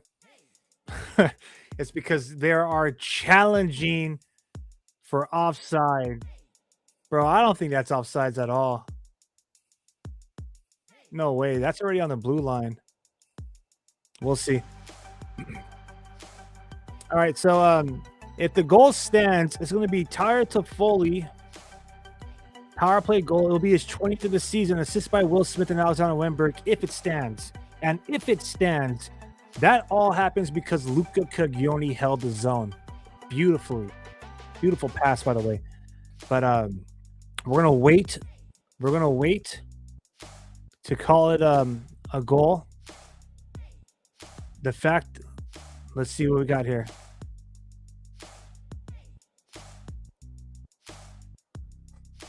Ah, damn. Offsides. Offsides. All right. So what are we looking at here? I imagine that means the Sharks are still on the power play. I was about to say, they scored the first shot in the first period, but it's still 1-0. So how much time is left on the power play? That's the real question here.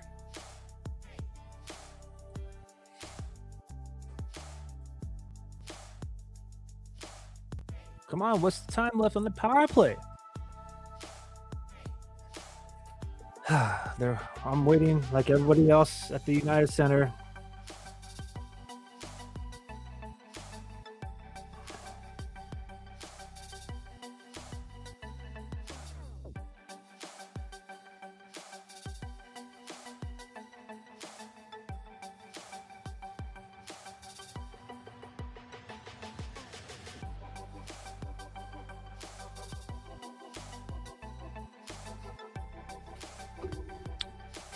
All right, waiting for the refs.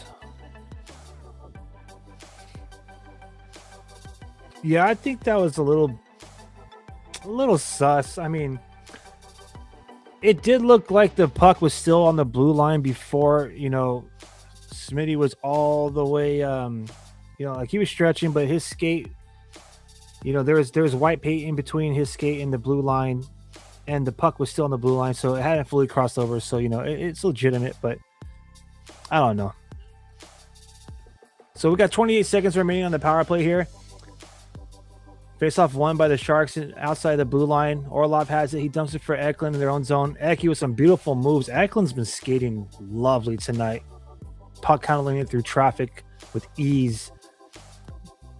All right, 10 seconds remaining on this power play. It looks like, yep, that's going to be it. So Chicago clears it all the way down. And that right there is going to pretty much be the power play.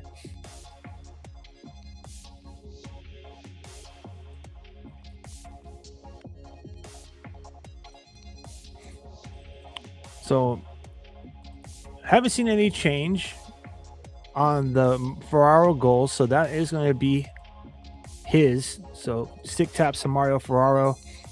He's an unrestricted free agent coming up this season, and would love to see him. I'm not going to vouch and say he should be extended. I am aware that the as it stands, as it is now, the free agency, like the free agency pool, isn't that sexy for blue liners. Ferraro is a solid top 6 defender. So he's been getting used in the top line or the top 4 line, which I don't think that's where he's at, or he just doesn't have someone paired with him where he could, showcase his talents, because he's truly a defensive defenseman. But all I have to say is, if there isn't anyone really out there, I wouldn't mind seeing Ferraro get extended at least 1 year, while the Sharks try to figure it out. So stick taps to him. Kudos to Ferraro for getting the lone goal tonight for San Jose. We'll see if anyone else could answer the call after that offsides challenge by Chicago's bench was successful.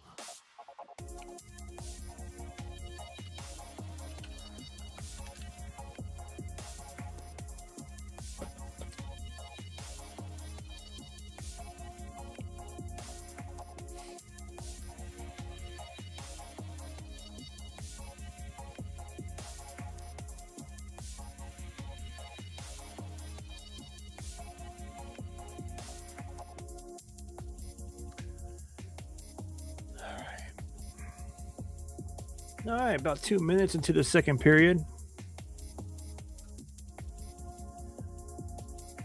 Ooh, nice shot attempt by Smith right there in the slot, but that goes high and wide.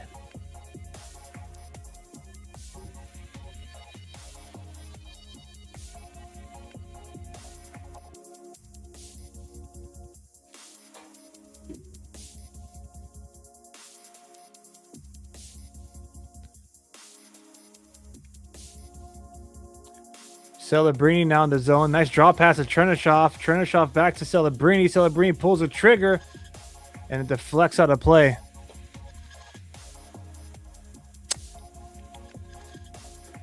Celebrini, man. He just needs 3 points.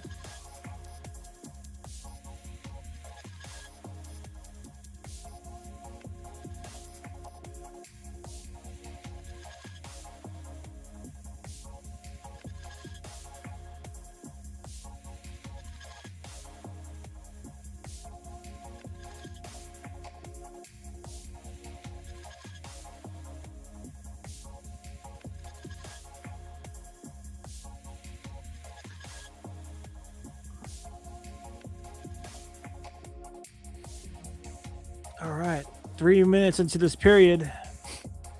Again, Sharks are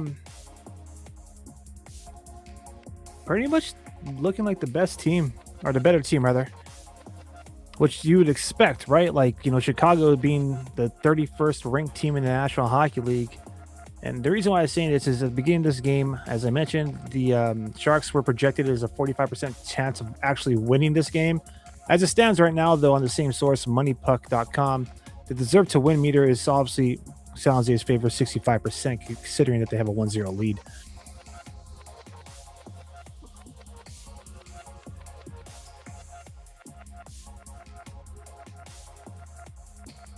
Oh, prime opportunity for Ryan Donato, former San Jose Shark, but he did not get his stick on that puck. Donato throwing it toward the net from behind the goal line. He's a good player, man.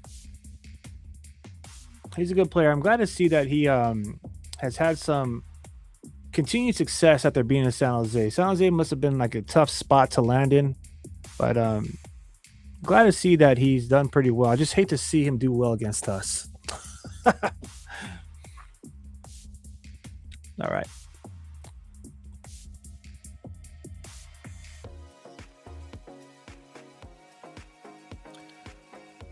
All right, so for those of you who might be joining us a little bit late here, obviously the San Jose Sharks had an early game for us here on the West Coast, 5:30 face-off.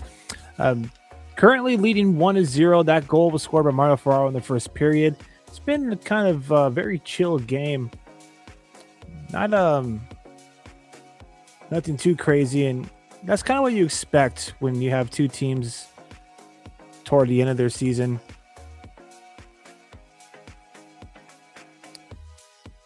Shots are starting to pile up against San Jose now here. Chicago's registered 3 shots on goal this period, matching their production in the first period. So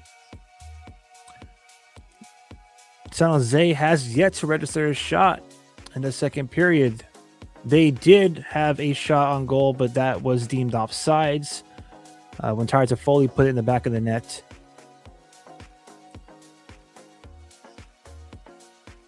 Yeah, baby. All right, Sharks power play coming up. Let's go. Connor Bedard goes back to the sin bin. Yeah, baby. Go sit down. Go think about it again. I'm thinking it's delay a game. Oh, yeah. So the puck bounces in front of Chicago's goal crease, and Bedard hits it while it's in the air, and he actually sends it outside. So that's delay a game. You can tell that he's a little frustrated in the sin bin there. So that's the second penalty against Bedard tonight. And now another opportunity for the San Jose Sharks.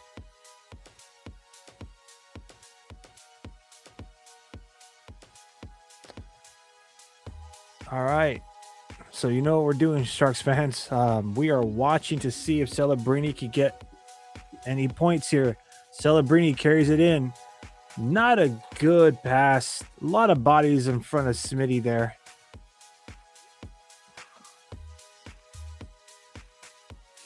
Here comes Luca Caglioni now, recovering it from Askarov. He drop passes it to Macklin Celebrini, who leads the rush into the offensive zone.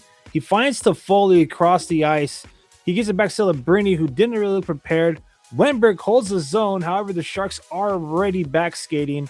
Caglioni cuts that puck off at center ice, leaps for Wendy, who then drives the puck in and around the boards. Celebrini there. Another bad pass by Brini. And that puck goes all the way back to Askarov. Askarov gives it to Orlov.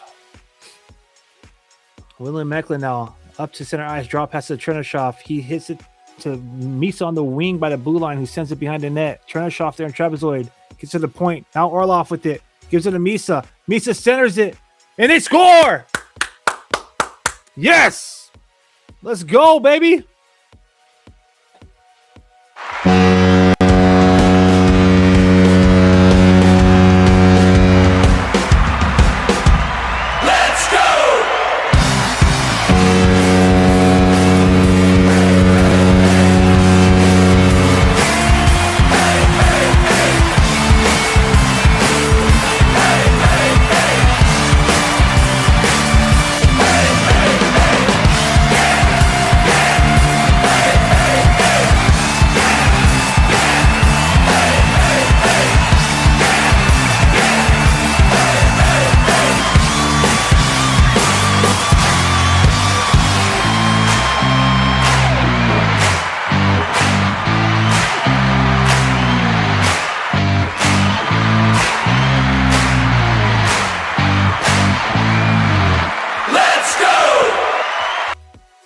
Yeah, buddy. San Jose Sharks goal by the real rookie of the year, Michael Misa. Michael Misa has 19 points on the season now. One more for 20. That's what's up. That's his 8th goal of the season, scored on the power play. Dmitry Orlov is 34th of the year per Randy Hahn, career high. And Kiefer Sherwood, my bad, got a little distracted from the offensive pressure. Kiefer Sherwood gets his 12th assist of the season. 5 minutes and 17 seconds in on the power play. San Jose Sharks make it 2. That's 2-0. All right, Michael Misa, man. Another power play goal. Beautiful. Gotta love it. Oh, Michael Misa. Let's go. He's pressing again. Telling you, dude, he got snubbed from Rookie of the Year. Not that it really means anything, because when the San Jose Sharks kind of elected guys, it's like when Mario Ferraro gets the media good guy. I'm telling you, I cannot stand that title, that designation, a media good guy. That sounds like a Chucky doll for news reporters. Anyways, but these are all just kind of like in-house, participation awards essentially. But to be recognized as Rookie of the Year, I think that holds some weight. And Michael Misa totally got snubbed. So I'm glad that he got a power play goals. It's 8th of the season. I'm telling you, when this guy gets top 6 minutes, he's going to be a force to be reckoned with, fam. He's going to be a force to be reckoned with. All right, that's what's up. So we're almost midway through this game. We have 33 minutes remaining here of regulation time. So we're almost midway through the game at 40 minutes. What am I talking about? At 30 minutes. And, Sharks have a 2-0 lead. Gotta love it. All right, so we got a TV timeout. So yours truly is just going to kind of do vocal rest since we got 2 games to go here, back to back. Let's some music here.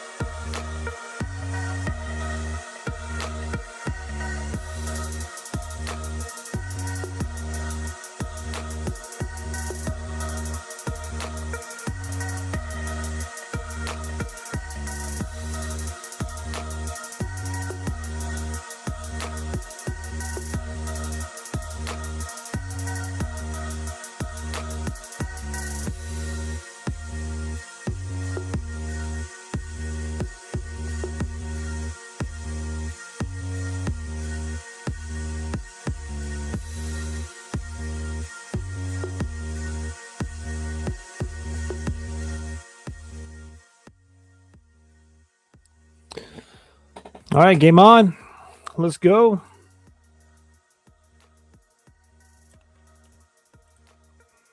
This might be an easy dub, fam. I don't want to start the parade, but here comes Coglione. Beautiful moving and puck handling skill. Coglione with a good pass to freaking Eklund, who looked like he was going back to him in the slot. Coglione now. Oh no, that's Chief Keefe. I was about to say he looks like he's in the slot waiting for one timer. Dude, the thing with Coglione is that his athleticism, his playmaking ability, it just completely changes the dynamic of the San Jose Sharks game. Now, you've all heard me say this like a broken record for 2-3 seasons now, but the San Jose Sharks have the talent that they need in the system. It's whether or not they actually want to utilize that talent on the main roster. So all I have to say is imagine if Luca Coglione, or pardon me if I said Caglione there, Luca Coglione or Igor Chernyshov was utilized early on. Man, or for the most of the season, it would have been a different squad, man.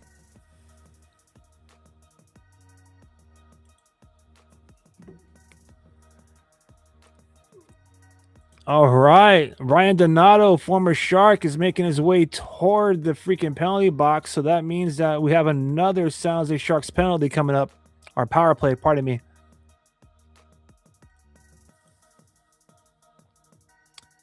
Let's see what's the call here. Ryan Donato get called for kneeing William Eklund. He kneed him.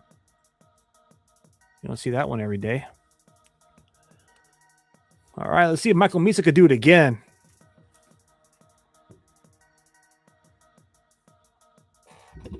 I'll kick back and enjoy this game with y'all, fam.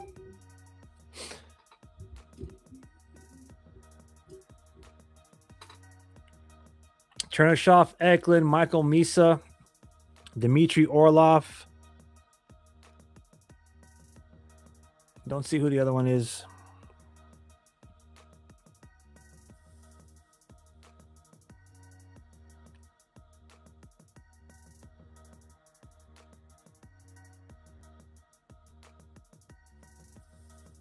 Dmitry Orlov at the blue line. Sharks still on the power play. He gives it to Eklund at the boards at the wing. Misa is there battling for it the half wall. He wins it. Good job. Yeah, 2 bodies on him. He still wins that. Ooh! Oh, how did Chernyshov not score right there? Wide open net. This power play looks good. I got to see that replay.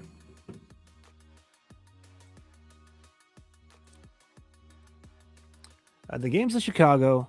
If you want to know where you could watch it, so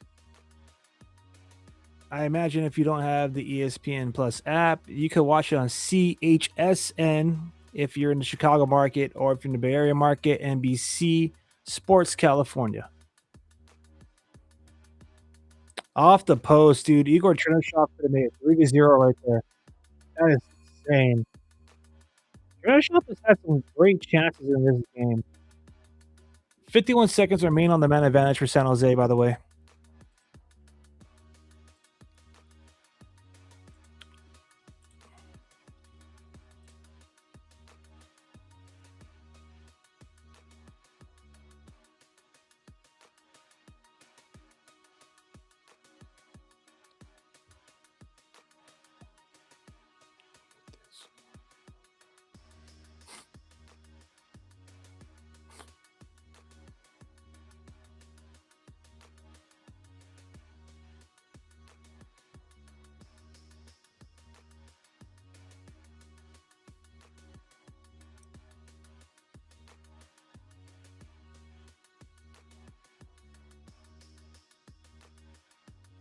Celebrini to Coglione, Coglione to Celebrini. You don't get to hear that often, man. You gotta love it.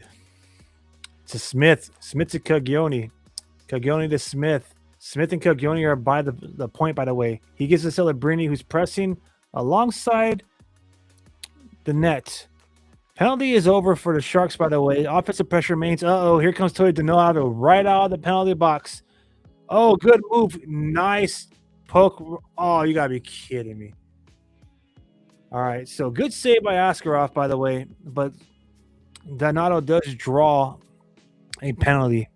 He actually got Luca Caglioni to hold him. So, dang. I don't think that Caglioni needed to hold his arm on that. Askarov seemed to have it rather. Caglioni cut off Ryan Donato's angle. Granted that, it was kind of one-on-one on Askarov because Caglioni was over Donato's left shoulder.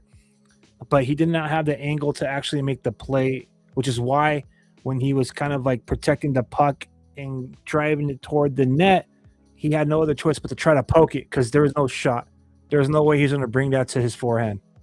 So I don't think Caglioni really needed to hold his arm there. Or maybe by holding the arm, that's why he couldn't bring it to his forehand. I don't know.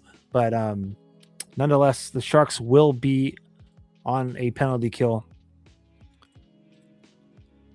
So let's see. That'll be the second penalty the San Jose Sharks have committed in this game. They killed the only other power play that they faced, or penalty that they faced. So we'll see what happens.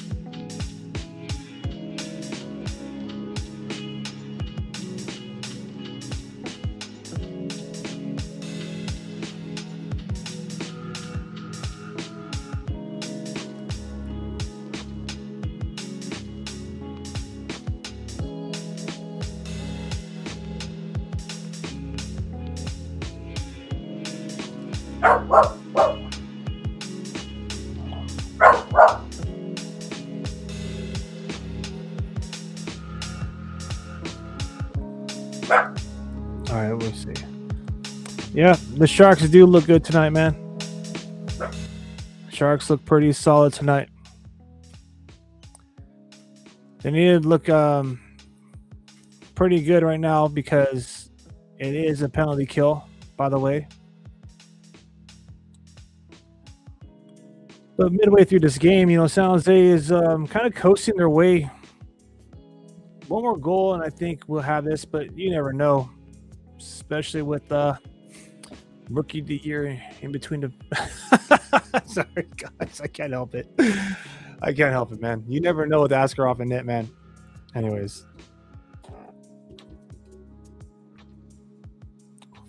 I try to be nice.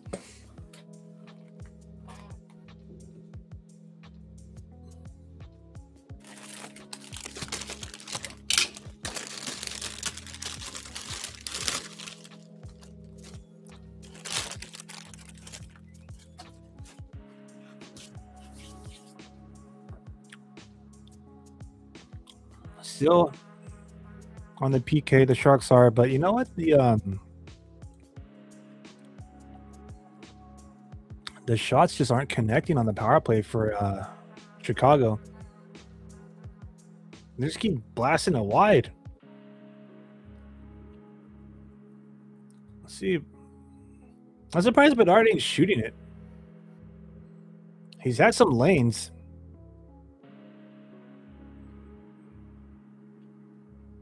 Well, that's it for the penalty.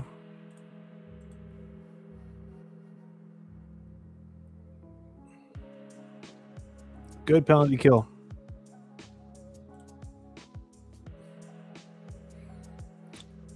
Oh, I would love to. In fact, I think I do have a shark inspired theme. But if I was to do the Jaws theme, I'm pretty sure the producers of that studio would not be happy.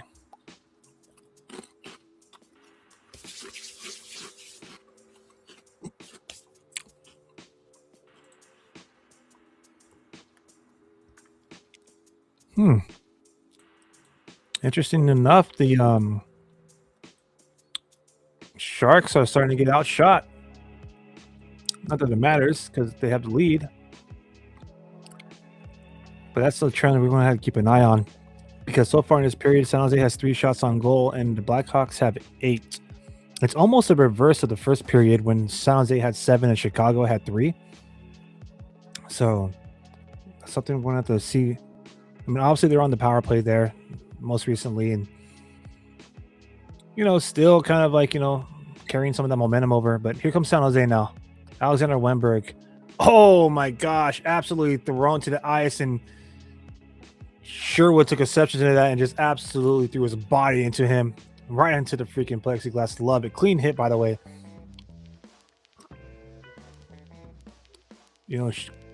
Kiefer Sherwood has definitely been proving his or earning that extension, and proving his worth to this team lately. Throwing the body, it's been exciting to watch, man.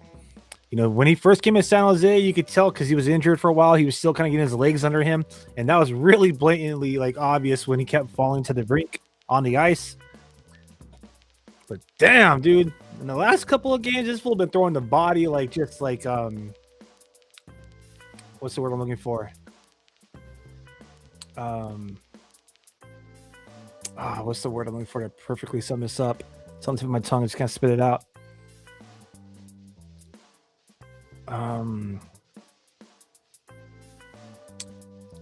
come back to it.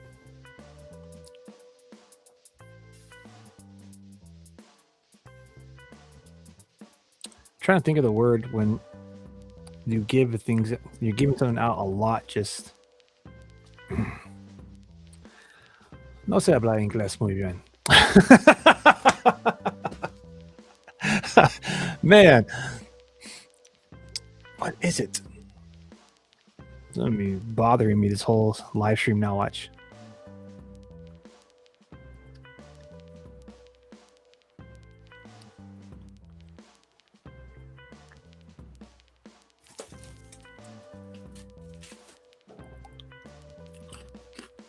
Generously is the best thing I could think of right now. We've been generously handing out body checks.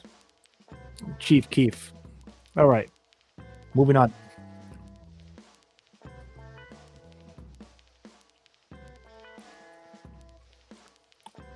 You know what? While we're doing it, let's update the score here.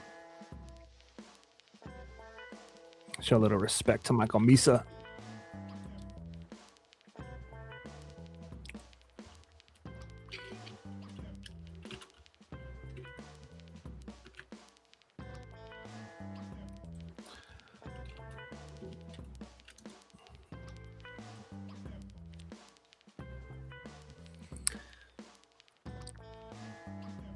All right, let's go, baby. 3-on-1 opportunity for San Jose. Let's go. Michael Celebrini to Chernyshov. Oh, I could not settle the puck. Celebrini. Orlov shoots it. That hits some bodies in front. Chernyshov is having one of those frustrating games where the passes aren't connecting, the puck's bouncing over his stick, or he's hitting the post. Kind of feeling for the guy right now.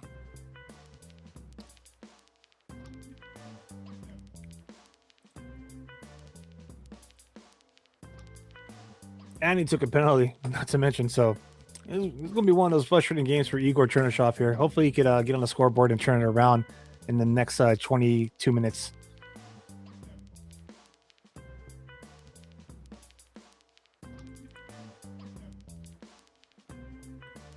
Oh, man. Muka Madulin tripped up Connor Bedard. Connor Bedard was trying to deke and dangle his way around him right next to Askey, and Muka Madulin got his stick right in his skates.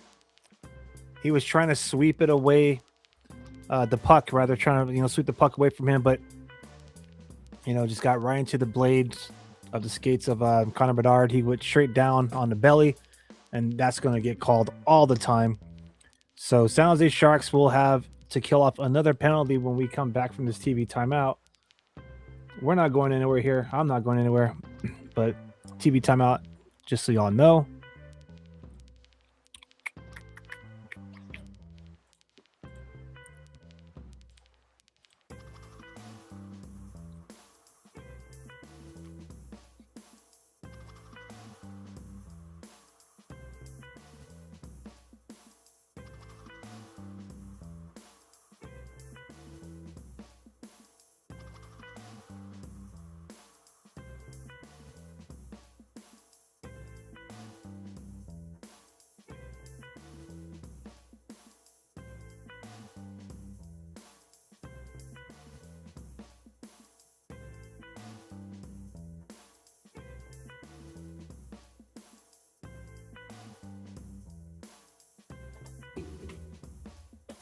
Damn, I cannot get enough of these hot Cheetos, fam.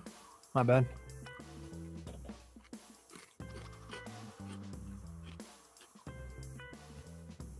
These are hot fries.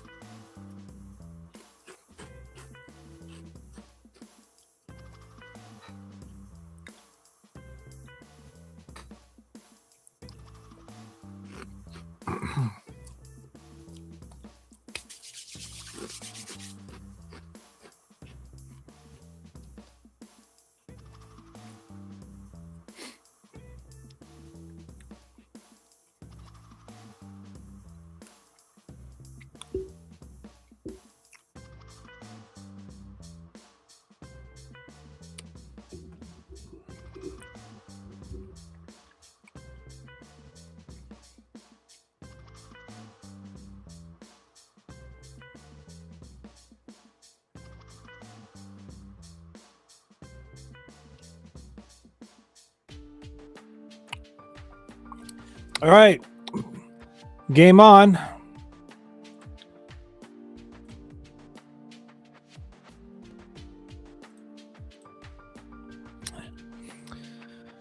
Sharks penalty kill. Pretty solid tonight. 0 for 2 are Chicago Blackhawks. They had 2 opportunities, including this period. And here comes Wenberg again. Dude, he did this in the first period on the penalty kill. Absolutely handling the puck deep in the offensive zone, the Chicago's defensive zone, and just wasting time along the boards. Gotta love it, bro. Alexander Wenberg he's been one of the most impressive players as a Sharks fan this season. For me as a Sharks fan, he's been one of the most impressive players this season, man. And I think I said this a couple of one of our last 2 watch on parties. He deserves to be a full-time alternate captain. He really does. Next season, I hope to see alternate captain being Alexander Wenberg. Obviously, we all want to see a captain being named in San Jose. I imagine it'll be Celebrini. And then, we'll see. I mean, Goody's been good. More than likely, they're going to keep it to Toffoli because he is their only full-time alternate right now. But yeah, it's time to stop the rotating on the home and the way. Let's just solidify our leadership core, and let's run with it. Let's roll with it. Oh boy! So we got it right there. We see the live game action tracker. A little spoiler, as I mentioned, our real-time reaction to the action is based off of the watch along party. But as you can see on the game time tracker, we have a goal scored, and I'm just going to tell you right now, fam, it's going to be against the San Jose Sharks. So they beat ASCII late in the second period. This is why I say you never know with the young man in net. I'm not trying to throw shade, just calling it how it is. And just like that, we have a 2-1 game. Looks like Chicago will be taking the freaking momentum into the locker room for the second intermission. Granted, the Sharks don't answer back in the final 29 here, seconds that is, but damn.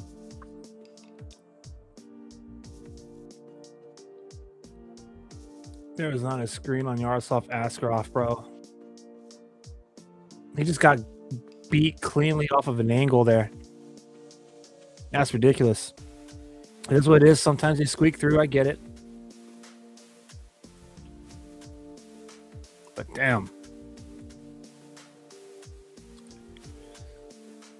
The Blackhawks get themselves back in this game. And just like that, what's this? Oh, okay. We got to issue the time clock or what?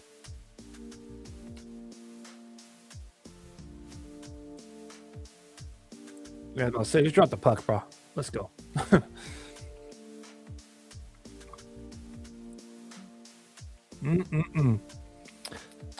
Well, if you're a fan like yours truly, you're not digging this goal against. But if you're like Team Tank fans, then you guys are kind of grinning inside right now, getting all giddy. Like, all right, maybe there's a chance that the Sharks will drop this one because you don't want to see the Sharks get out of the top 10 spot. I hope it doesn't come that way. I really hope that we win tonight. Because I think the only thing worse than losing to, or the only thing that could be close to being as bad as losing to the worst team in the National Hockey League is losing to the second worst team in the National Hockey League within the same week. That would suck. So come on, let's go.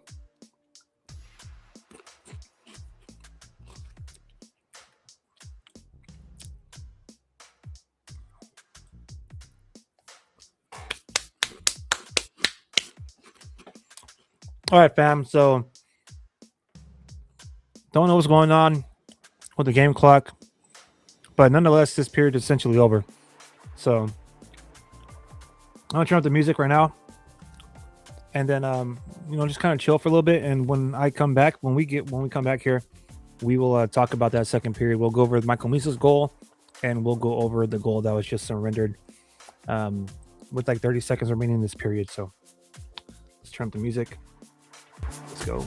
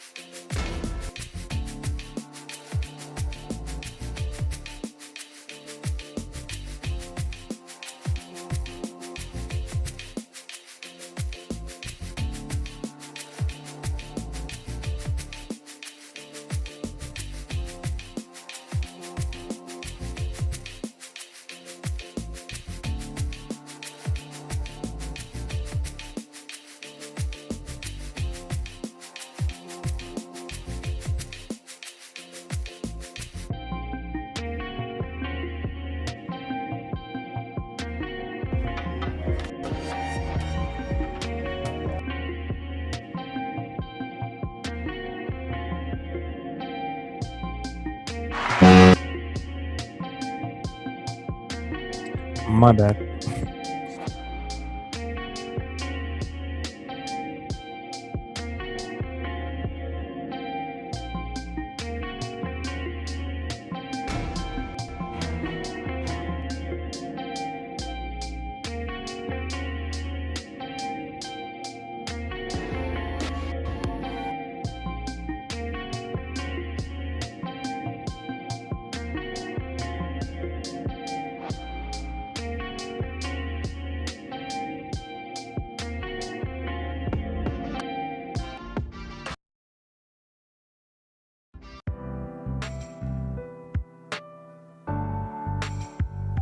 My bad. DJ was flipping out over there for a second.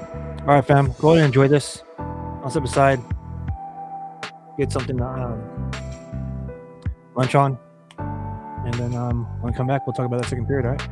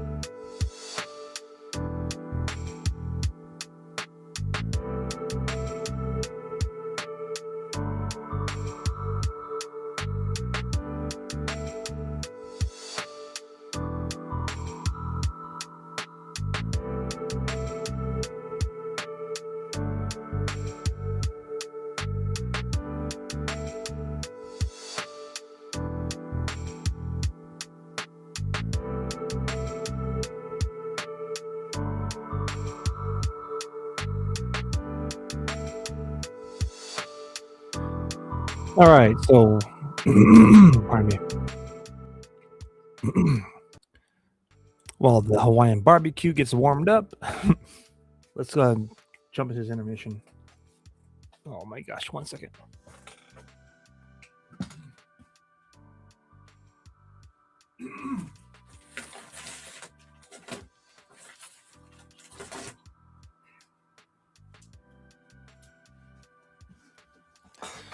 Hot Cheetos are starting to catch up on me. My bad, guys. All right. Let's talk about the first 40 minutes here. We'll talk about the second period in detail as well. But here's how it looks after 40 minutes of hockey. San Jose Sharks have a 2-1 lead over the Blackhawks. So Sharks are able to score a goal in that second period, and then Chicago was able to make it interesting, to say the least, with about 30 seconds remaining in that second frame. Shots on goal right now is 13 each. Chicago kind of came alive in that second period, and I told you that's something I'm going to be having to watch and look out for. And you got to be very careful with, I don't want to say it because I ain't trying to sound negative, but we'll just say with the way goaltending is, you got to be careful in these games, especially when the Sharks are starting to kind of like pull their take the foot off of the gas pedal, so to speak. So Chicago had 10 shots on goal in that second period. San Jose was 6. They are starting to win in the face-off battles as well. So after the first period, San Jose was, I think, 67% of the face-off wins. In that second period, they only won 29%. So they're 5 for 17 in the second frame, a total of 13 out of 29 for 45. While we're talking about faceoffs, we might as well just break it down. In the offensive zone, they're 5 for 13 throughout the first 2 periods, 4 for 7 in the defensive zone, and 4 for 9 in neutral zone. Again, 13 out of 29 opportunities. But again, and just again as a refresher, in the second period alone, the Sharks are 5 out of 17. So they went from having 67% of the faceoff wins to 29 if you break it down by period. So let's take a look at the guys who are taking the faceoffs. Adam Gaudette was in the faceoff dot for some reason, probably because they took someone out in a neutral zone, but he did not win that draw. That's all good. Not really expected. But Alexander Wimberg is 4 for 9 tonight, 44%. Zach Ostapchuk is 3 for 6, 50%. Macklin Celebrini is 1 for 6, 17%. Celebrini, as we get toward the tail end of the season, there's one thing that I kind of remember. This was kind of true last season, but it kind of is just a trend in general. Like, I know he's a centerman, but man, wouldn't it be amazing to see like Michael Misa in the center and Celebrini on the wing? I don't know, just thinking outside the box here, because Michael Misa is 5 for 7. He was 100, I think. Pardon me, he was 4 for 4 in the first period, but 5 for 7 now after 2 periods, so 71%. That's not too bad, but that'd be nice. That'd be nice. Get your two, like your first and your second overall draft pick on the same line. Damn, one could only dream. We'll have to wait till next season. All right. So 33% on the power play for San Jose. They have 1 power play goal, and that is courtesy of Michael Misa in that second period. Penalty and minutes for both teams. They both teams have 3 penalties committed, and Chicago 0 for 3. So they had 2 opportunities in that second period. Luka Caglione got called for holding, and Shakir Muguruza got called for tripping. Sharks had 2 opportunities in that period. Connor Bedard got called for a delayed game, and Ryan Donato got called for kneeing William Mecklin. So Sharks are 1 for 3, courtesy of Michael Misa. We'll take a look at that goal in just a second. Let me just finish up your basic game stats here. 17 hits for San Jose, 8 for Chicago, 7 blocked shots for the Sharks, 9 for the Blackhawks. Both teams have 9 giveaways each, and the Sharks still sit at 5 takeaways, and Chicago with 1. All right, so let's look at the goals in that second period. Michael Misa was a thing of beauty. I could understand the broadcasting crew, maybe even some of the fans, presuming that this was Igor Chernyshov, just because at first look, with all the traffic in front, you might think that he's the one that tipped it in. But it's just a great play by Misa. He put it in a spot that went off of Spencer Knight's body and into the goal.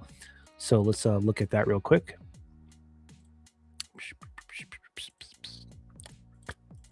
All right. So here we are right at the top. So this is on the Sharks power play, which is why you see 4. I know you can't see the one that's right here behind Michael Misa, but 4. My bad, Canada goalie. Looks like they have like a diamond shape here, power play. I'm trying to stop it on the zone entry, but Chicago Blackhawks on the penalty kill right here. They have the 4 skaters and the Sharks have 5. Right, boom. As they have been going all season long, they have 4 forwards, 1 defender. So on this power play, you have Igor Chernyshov, William Eklund, Kiefer Sherwood, Michael Misa, Dmitry Orlov. All right, so nice win by Chernyshov. He gets to the puck right here behind Spencer Knight in goal, right in a trapezoid, sends it alongside the boards to Kiefer Sherwood, who then quickly passes it to Orlov at the point. Orlov then cycles in. He finds Michael Misa. Misa then throws it at the net. It's always good to throw it on the net, baby. Takes a good Sharks bounce and finds its way in. And that right there is Michael Misa's 8th goal of the season on the power play, scored at 5 minutes and 17 seconds in that second period. Assisted by Orlov and Sherwood. Michael Misa is 1 point away from 20 points on the season. This young man should have been the rookie of the year, but we'll get off of that. Now.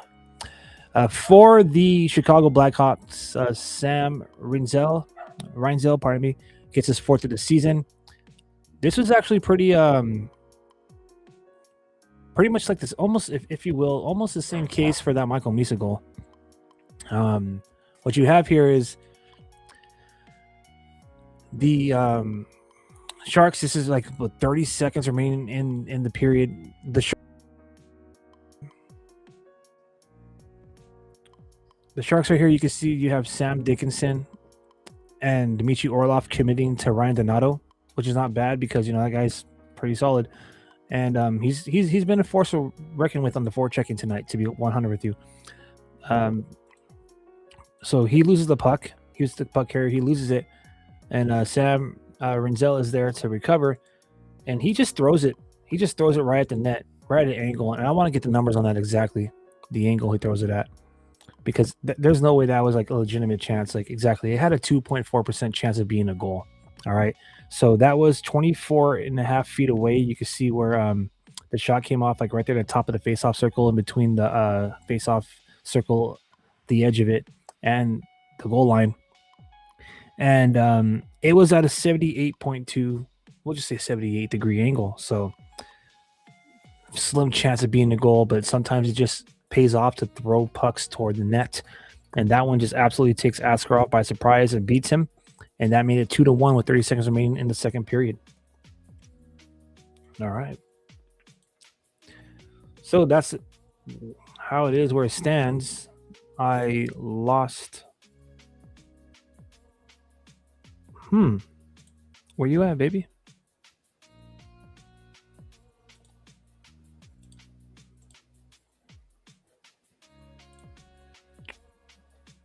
What's going on here?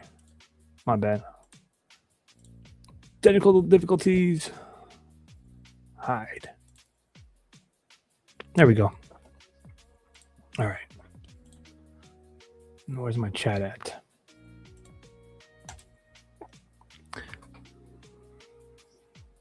All right, we'll get that squared away in a little bit.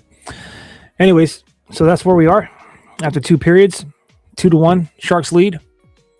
And yeah, let's see if we could play a nice, clean third period here, which will go down about 3 minutes. Taking some look at the scores one more time from around the league. San Jose Sharks, of course, have back-to-back nights. So after tonight, they will be playing the Winnipeg Jets. So it makes you wonder,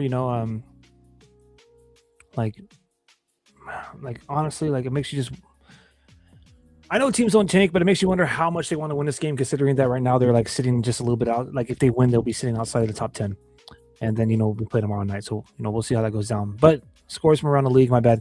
Golden Knights are midway through the first period in Vegas. They're hosting the Seattle Kraken. That game is tied at 0 apiece. The Stars defeat the Sabres in overtime 4-3 in Buffalo.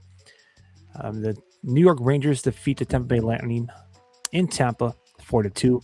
The Panthers win 8-1 at home against the Red Wings, and the Senators defeated the Maple Leafs 3-1 in Ottawa. So 6 games being played in the National Hockey League tonight. The final 2 are Sharks and Blackhawks, Kraken and Golden Knights. And we're about 2 minutes away from the third period here. So I'm just going to turn up the music and chill.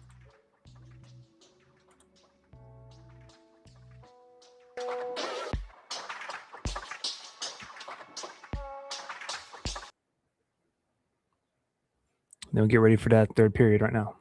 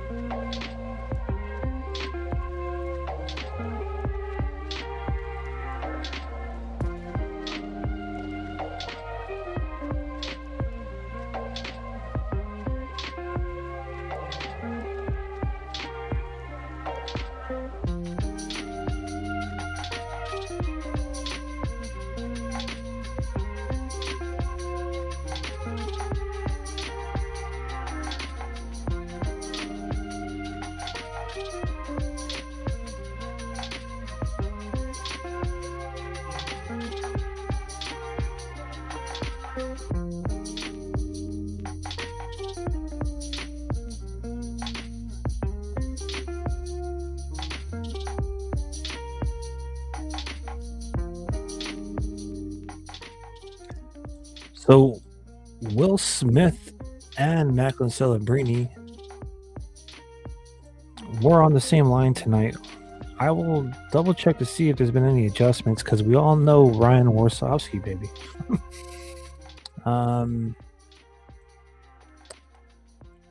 The forward lines as they are tonight is Will Smith, Celebrini, and Igor Chernyshov. I haven't seen any changes since. They have 24% of the shifts so far, and yeah, with the exception of maybe they're on the power play with each other too. There have been some changing of the power play forward line, so we've had Toffoli, Wenberg, Smith, Celebrini. We had Sherwood, Eklund, Chernyshov, and Misa. We also had Wenberg, Sherwood, Smith, and Celebrini. So, they pretty much took out Toffoli and put him in Sherwood. You know what I mean? So, we've had Smitty and Macklin Celebrini on the same line with each other for most of this game. Let me just take a quick peek here.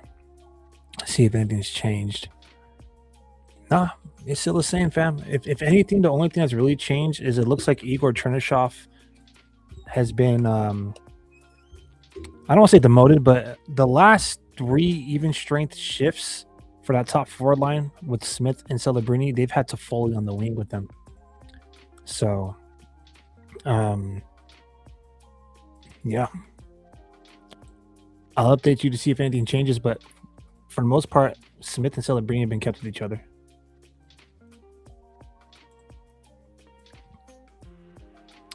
All right.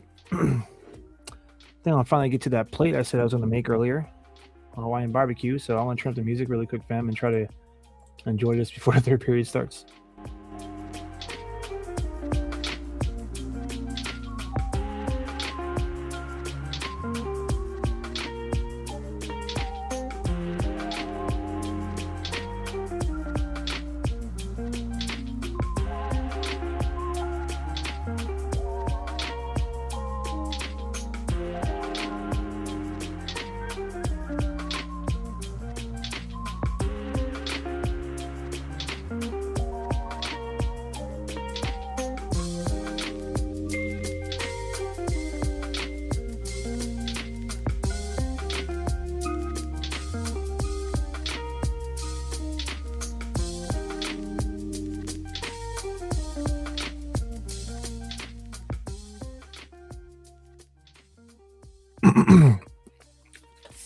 All right, game on, baby.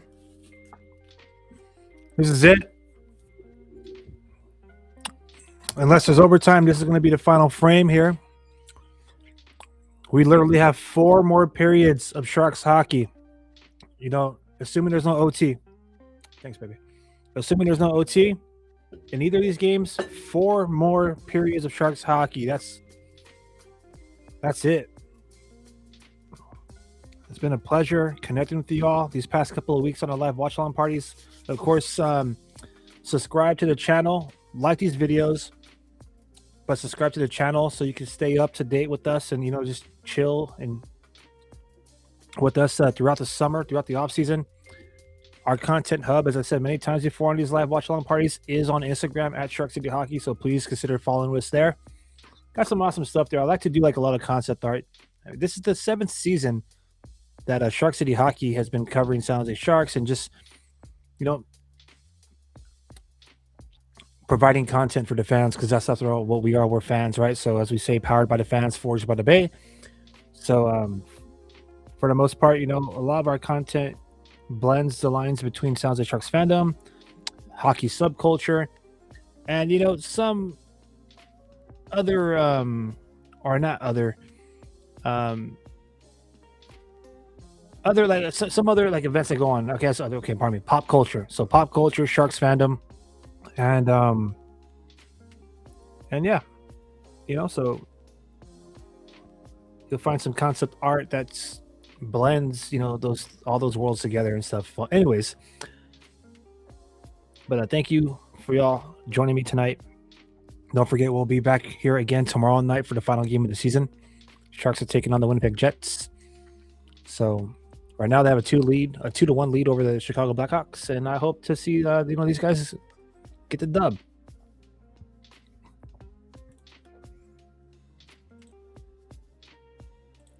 Now, if you're local here, I'm just going to do this because I think, you know, it's, oh my gosh, they almost got Askarov wide open on that glove side on the net. My goodness. Anyways, just to show a little love to the San Jose Sharks here, I know that they're doing an official watch party, you know, representatives of the team. Typically, and I don't want to like throw anyone like any expectations out there, but typically it's like in arena game host or PA announcer. So that'd be Emily Harlan and Danny Miller. But I know that they're doing an official watch party. The team is at Bebo's. It's a pizza joint, one of their sponsors at the Sharks at the Shark Tank.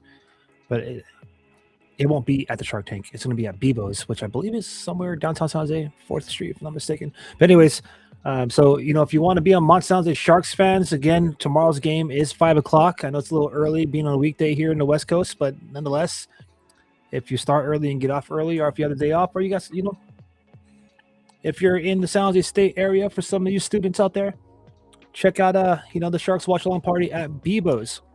And of course, if you need any more information on that, check out their social media feeds. I'm sure they're sharing it. But yeah, that will be their official watch party. Or of course, you can just do what you're doing right now, and like you have been the past couple of weeks, especially if you're around the world, as some of y'all join us from Australia, Argentina, Germany, Austria, Brazil, all over Canada, United States. You could be right here with Shark City Hockey. Yours truly, Aaron James. All right, we got a goal. Oh gosh, we got a goal, and I hope it's the Sharks. Let's go. Will Smith, Mac Celebrini. Oh, Celebrini fans on that shot. Here comes Chicago. Connor Bedard. Bedard, zone entry. I think I already know where this is going. Nice pass in the middle, and Askarov is beat. Glove side up high, or blocker side up high, top shelf, and it's 2-2. My goodness. It is what it is.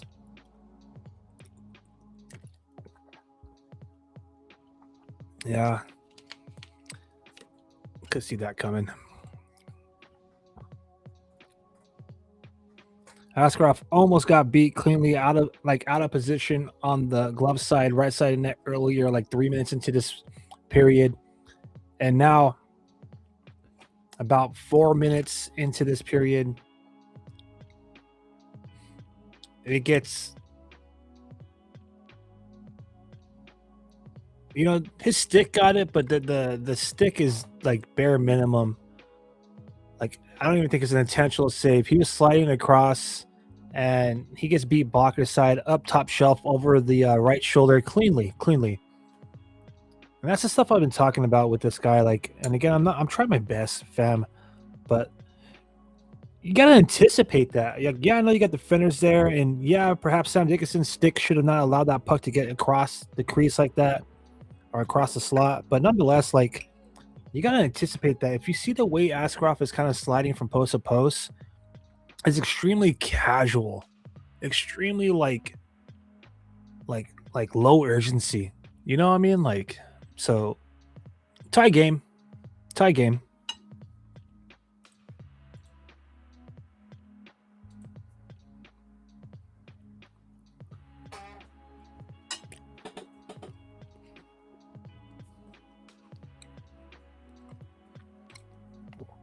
Mm-hmm. So just to clarify, that did go over his left shoulder, his blocker side, but he, if it wasn't for a inaccurate shot by Chicago, they would have buried it on a wide open glove side wide open on net. So, damn. Pardon me.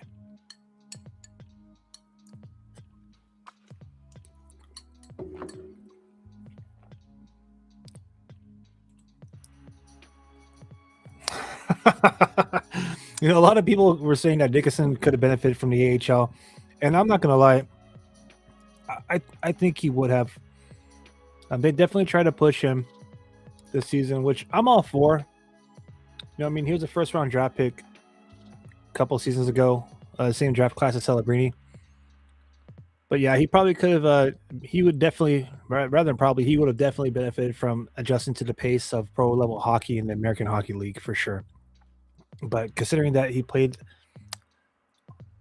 the whole season with the Sharks, I highly doubt they're going to send him to the AHL. Highly doubt it.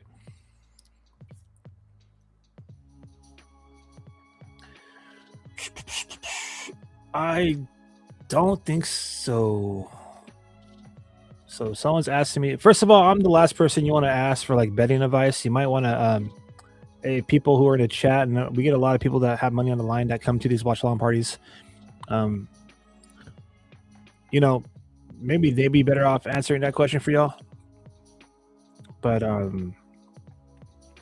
I imagine that this game, unless the Sharks completely like crumble in this third period, which has happened in this season, I say maybe like one more goal tonight, and that will be the game deciding goal. If anything, considering if it's a 3-2 game late in the game and they pull the goalie, then maybe you'll get a fourth goal if they can bear the empty net. But we'll wait and see, my friend. We'll wait and see. I hope so. Luka Koguni deserves to be on the main roster. He should have been on the main roster all year. And quite frankly, his days with the Cuda aren't over quite yet this season. They have a Calder Cup playoff race, or they're in the Calder Cup playoffs, my bad. And I imagine that they will, or rather we will see him on the Cuda as soon as the season's over, the Shark season's over tomorrow in Winnipeg. I don't think so, man. I don't think anyone really stays in San Jose.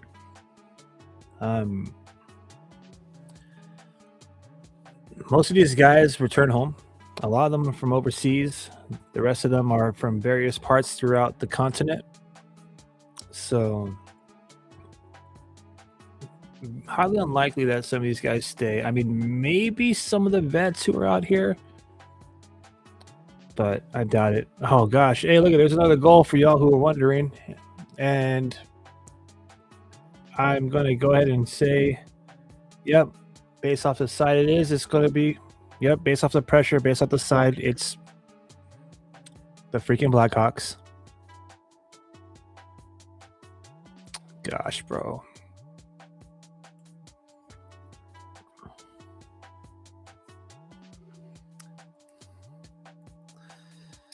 We don't want to hear about what should have and could have been and what didn't get called and what should have got called. It is what it is, dude. What it should have been was a freaking save. Forget about what penalty should have freaking came. It should have been a save. Now that one I won't give on ASCII. Although he should be aware of someone right there center. Again, that goalie awareness is improved, bro. I know that a defender, specifically Wenberg, should have been committed to the goal scorer there, which, by the way, was Ryan Green. But ASCII has to anticipate that pass or a potential rebound is going to be going to the slot right there in the crease. Again, another wide open net. I'm gonna just chill. I'm just gonna chill, man, because damn. All right, let me update the shot clock here. Chicago absolutely is awakened. They were already almost bested their shot total from the previous period. They have 9. They had 10 in the second period. With the way this game is going, bro, you might get your over. All right, so 2 goals surrendered by the San Jose Sharks in a matter of almost 5 minutes. So, yeah, bro. Let's listen to the music. Got TV timeout. I'm gonna turn up the music so I can get my munch on really quick, fam.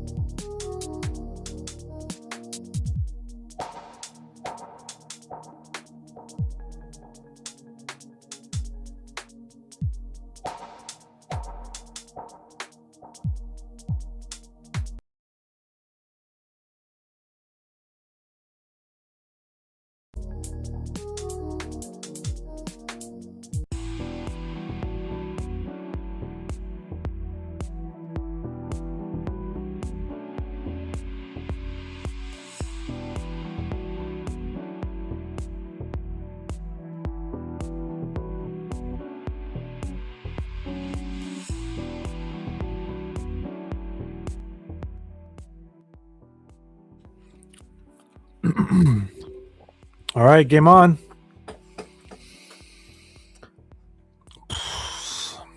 Ridiculous, man.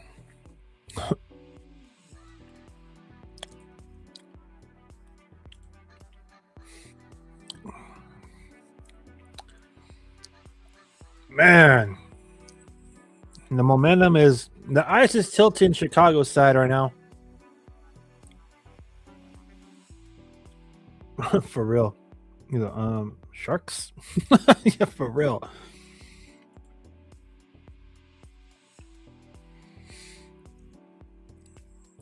So Chicago gets 2 goals in this third period. We still got half of a period left to go, which means that you know, we're getting closer and closer to the final game of the season. Again, that'll be less than 24 hours from now, fam. Oh gosh. Hey, homie, who said if they're going to break the over/under, or if they're going to hit the over on 6.5? I think you got your wish, man. My goodness gracious, bro. Chicago is going to score another goal, and Louis, is it Crevier? Crevier was correct. Yep. He's now on hat trick watch. Damn, son. I could hear it even in the home broadcasting team's voice, man. Like they're just kind of like getting deflated. This is becoming like, gosh, man. Rookie of the year, they said.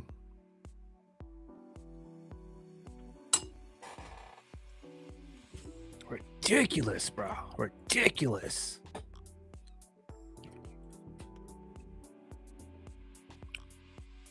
I gotta look at this. I need to know.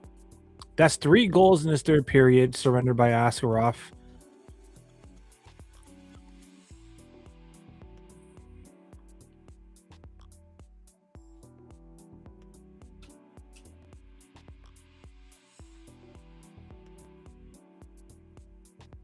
That's 3 goals in his last 8 shots faced. All right, so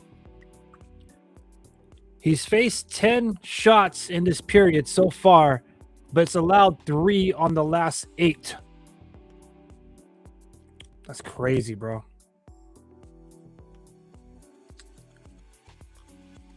All right, Misa, trying to do something there.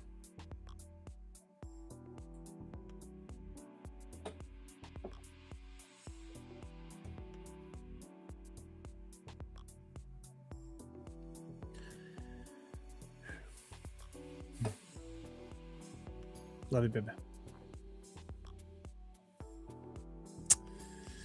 Oh, man. All right, fam. It is what it is.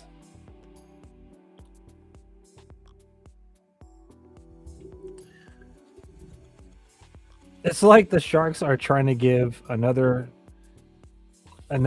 like, so in the I don't even want to say it, but against the Oilers, hat trick. We started a hat trick to what, McDavid? And then was it Jack or John Carlson? I think John Carlson. Hat trick when we were playing the Ducks. And now you got an opportunity for another hat trick scored against. It's crazy. It would be crazy if they surrendered 3 hat tricks in the last 4 games. Mm-hmm.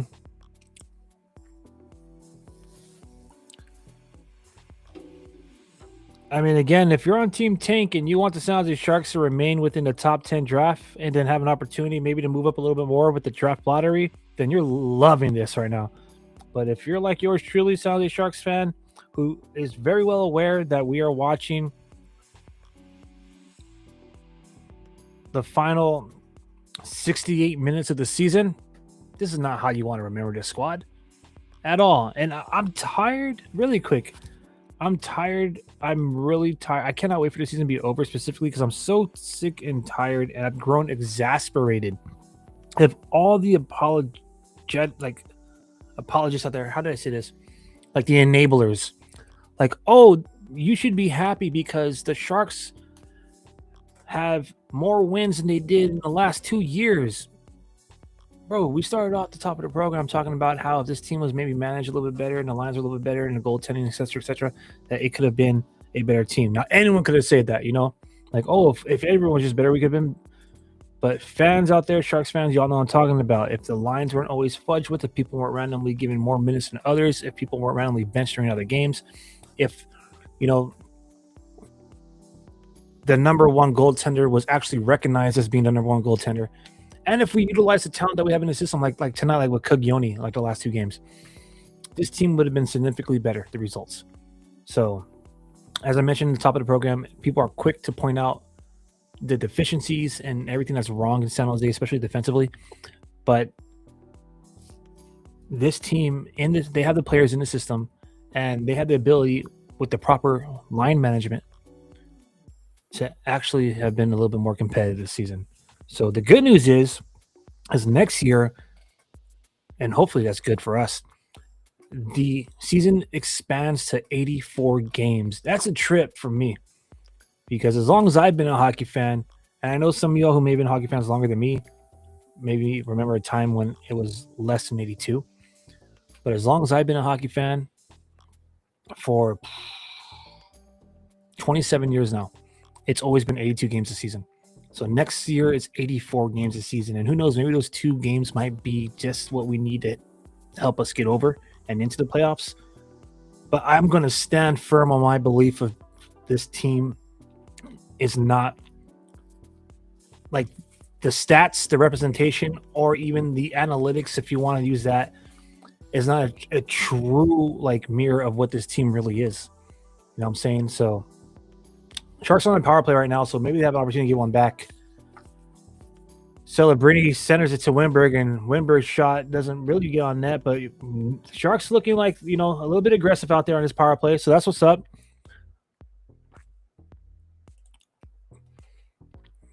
While I was doing my little soapbox there, Chicago's Connor Bedard gets his 3rd penalty of the game. 2 minutes for slashing Caglioni.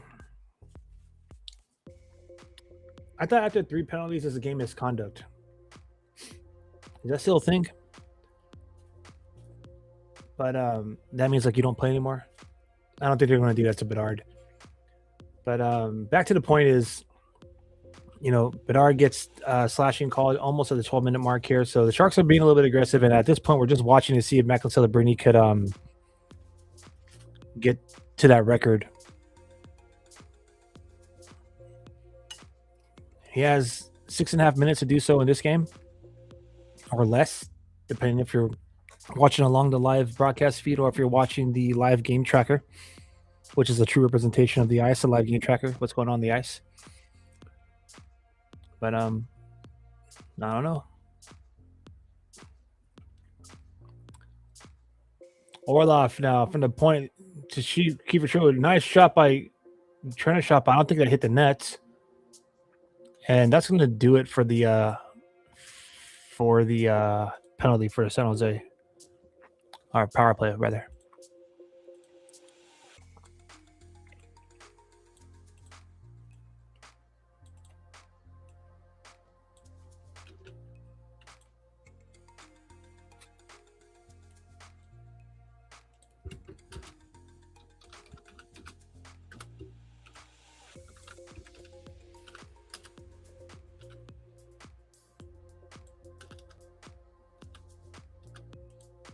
Man.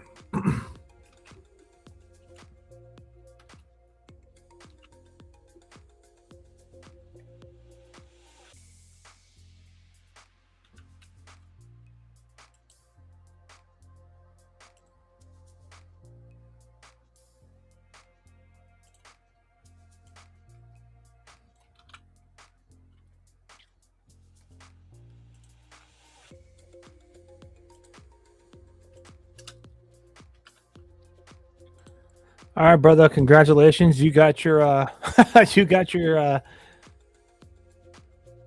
it, bro. I think you got your over. Another goal scored. Another goal has been scored. I just seen it. Spoiler. Got a spoiler alert, so we'll see. I could have swore I've seen that right there on our live game action tracker. Hopefully it's the Sharks, but based off of this face-off being in our zone, we'll have to wait and see. Nope.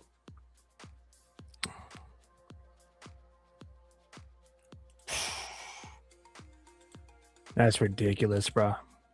The only thing I think of is that the Sharks are not trying to get out of that position of a playoff spot. Or the top 10 draft spot, my bad. Because this is ridiculous, bro. This is absolutely ridiculous. Nick Lardis gets his 10th of the season. This is by Connor Bedard and Kaiser. 5-2 Chicago, 14:44 to third period. Yaroslav Askarov has surrendered 4 goals on 11 shots this period.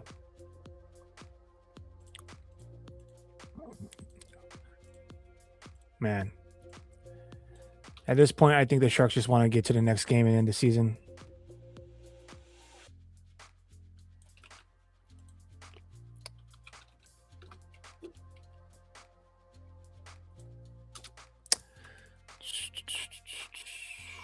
Tough. My bad.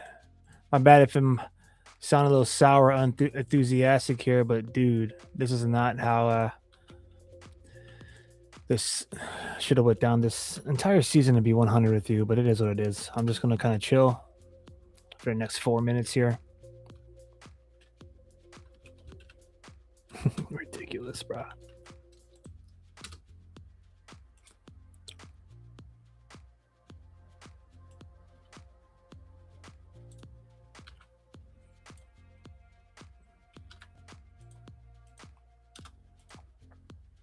It is so crazy, bro.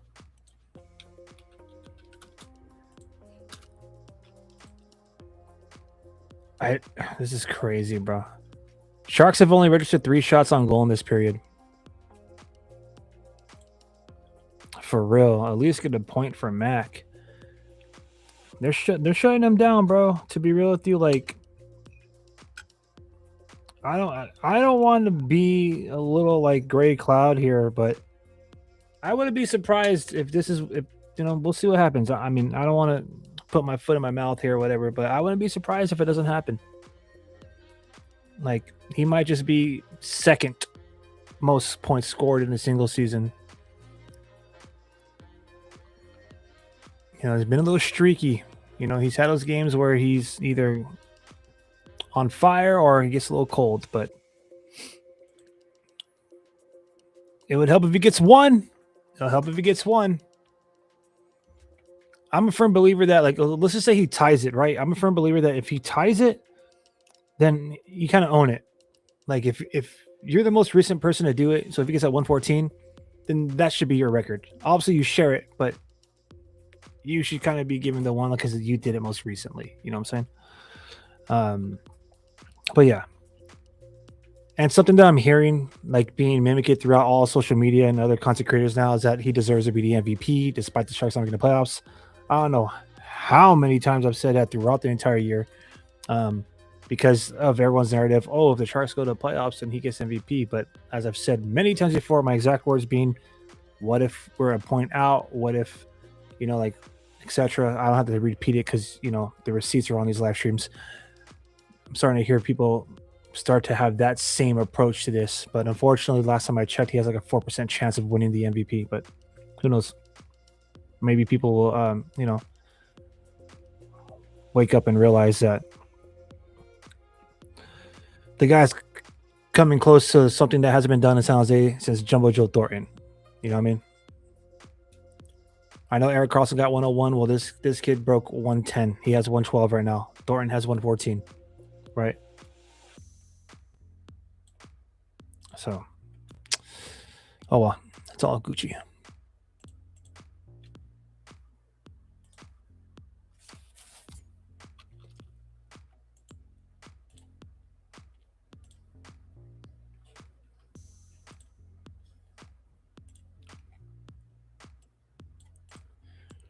His game is pretty much over unless the Sharks want to, like, have an epic comeback. Y'all ever see Black Panther? Show them who you are. That's what I want to see, baby. Let's go. A mountain to climb here with like less than 3 minutes practically. So we'll see how this game ends, but it ain't over till it's over. But just based off of how deep this ice has tilted, or how steep it's tilted, rather, you know, we'll have to wait and see. We'll see if they elect to pull the netminder here.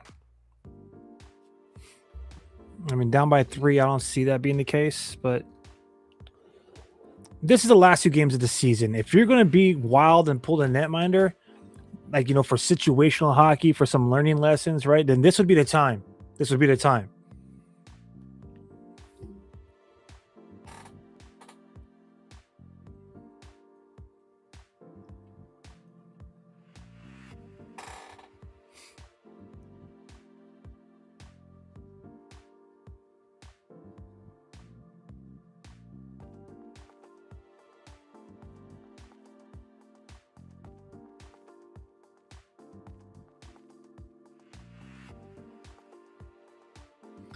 All right, here we go.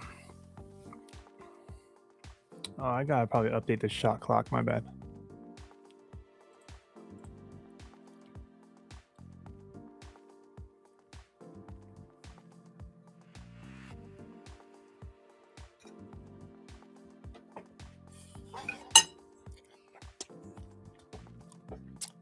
This game's going so bad. Got the broadcasters talking nonsense right now. Come on, bro. Let's go. Excuse me. How rude. There it is. Nice blast from the point by Shakir Mukhamadullin. Unfortunately, that doesn't I don't think that hit the net.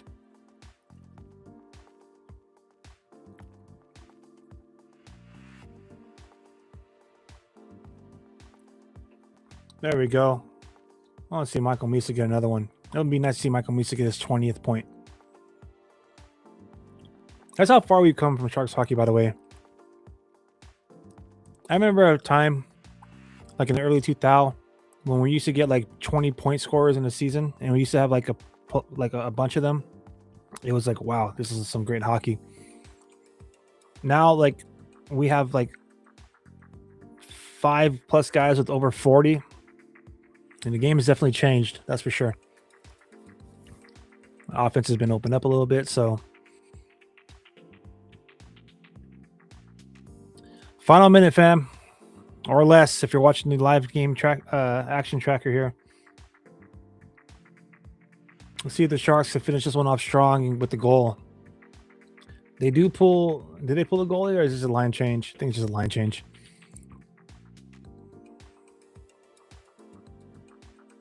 You know what? To Randy Hahn's credit, there, he just brought up the overturned goal on the power play for the offsides. That practically, I mean, that didn't really change the aspect of this game, but it definitely had an impact on it because the Sharks did score a power play goal afterwards on another opportunity. So it's not like that was like the last time the puck was in the back of the net for them. But imagine, you know what I'm saying? Like, it would have been a whole different game. But then again, you never know. The last 20 minutes of the San Jose Sharks, especially in net, were just absolutely horrendous. And that right there, my fam, is the final. The Chicago Blackhawks are going to win their final game of the season in front of their home crowd. And the Sharks have an opportunity to try to win their final game of the season tomorrow against the Winnipeg Jets. So, final score out of Chicago. San Jose Sharks absolutely just choking the third period. I hate to say it like that, but it is what it is. They got outplayed, out-hustled, whatever you want to call it. 4 goals surrendered on 11 shots. 4 shots on goal for San Jose, so let's be respectful and add one more to that total. But nonetheless, the score is 5-2 Chicago, and damn, fam, that one sucked. Not gonna lie. So, Windy City gets the win over Shark City. It is what it is. Tomorrow, if you're hardcore old school and you like to make West Side Story references, then that's what it is. Sharks versus Jets. That goes down tomorrow, 5 o'clock. So that's Pacific time, Shark City time. So let's hang out. Hopefully we have better results. Hopefully the party is a little bit, more upbeat because after all, like they say on Van Wilder, no one likes to celebrate a loss. But it is what it is, man. This watch long party. Unfortunately, we had to witness San Jose Sharks drop in that third period, and that's just pretty much how the season's been going, fam. So let's just take a quick look at the standings here really quick. Just for not Team Teal, but for Team Tank. Let's look at the standings for Team Tank out there.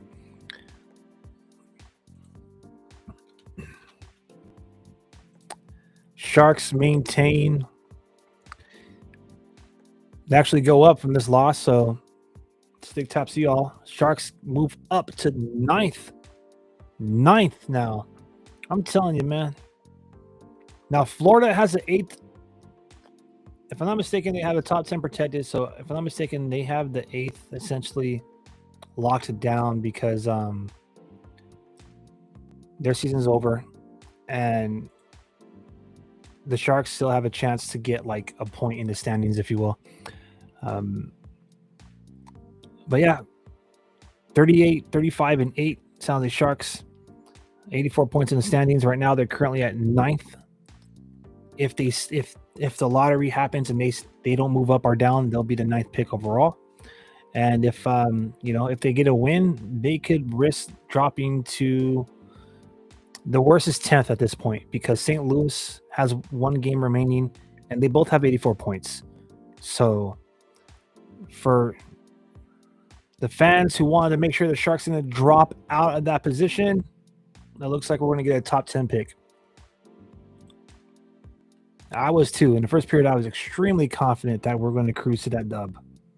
They just look like they're handling them. I mean, whew. You can't always throw it all in the goaltender, but damn, dude. 2 goals or 3 goals and 8 shots is ridiculous. It is what it is.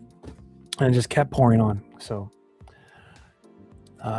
final score again, 4 goals. The Sharks surrender 4 unanswered goals. Or was it 5? 5 unanswered goals, but 4 in that third period alone off of 11 shots. And that right there is going to be the game.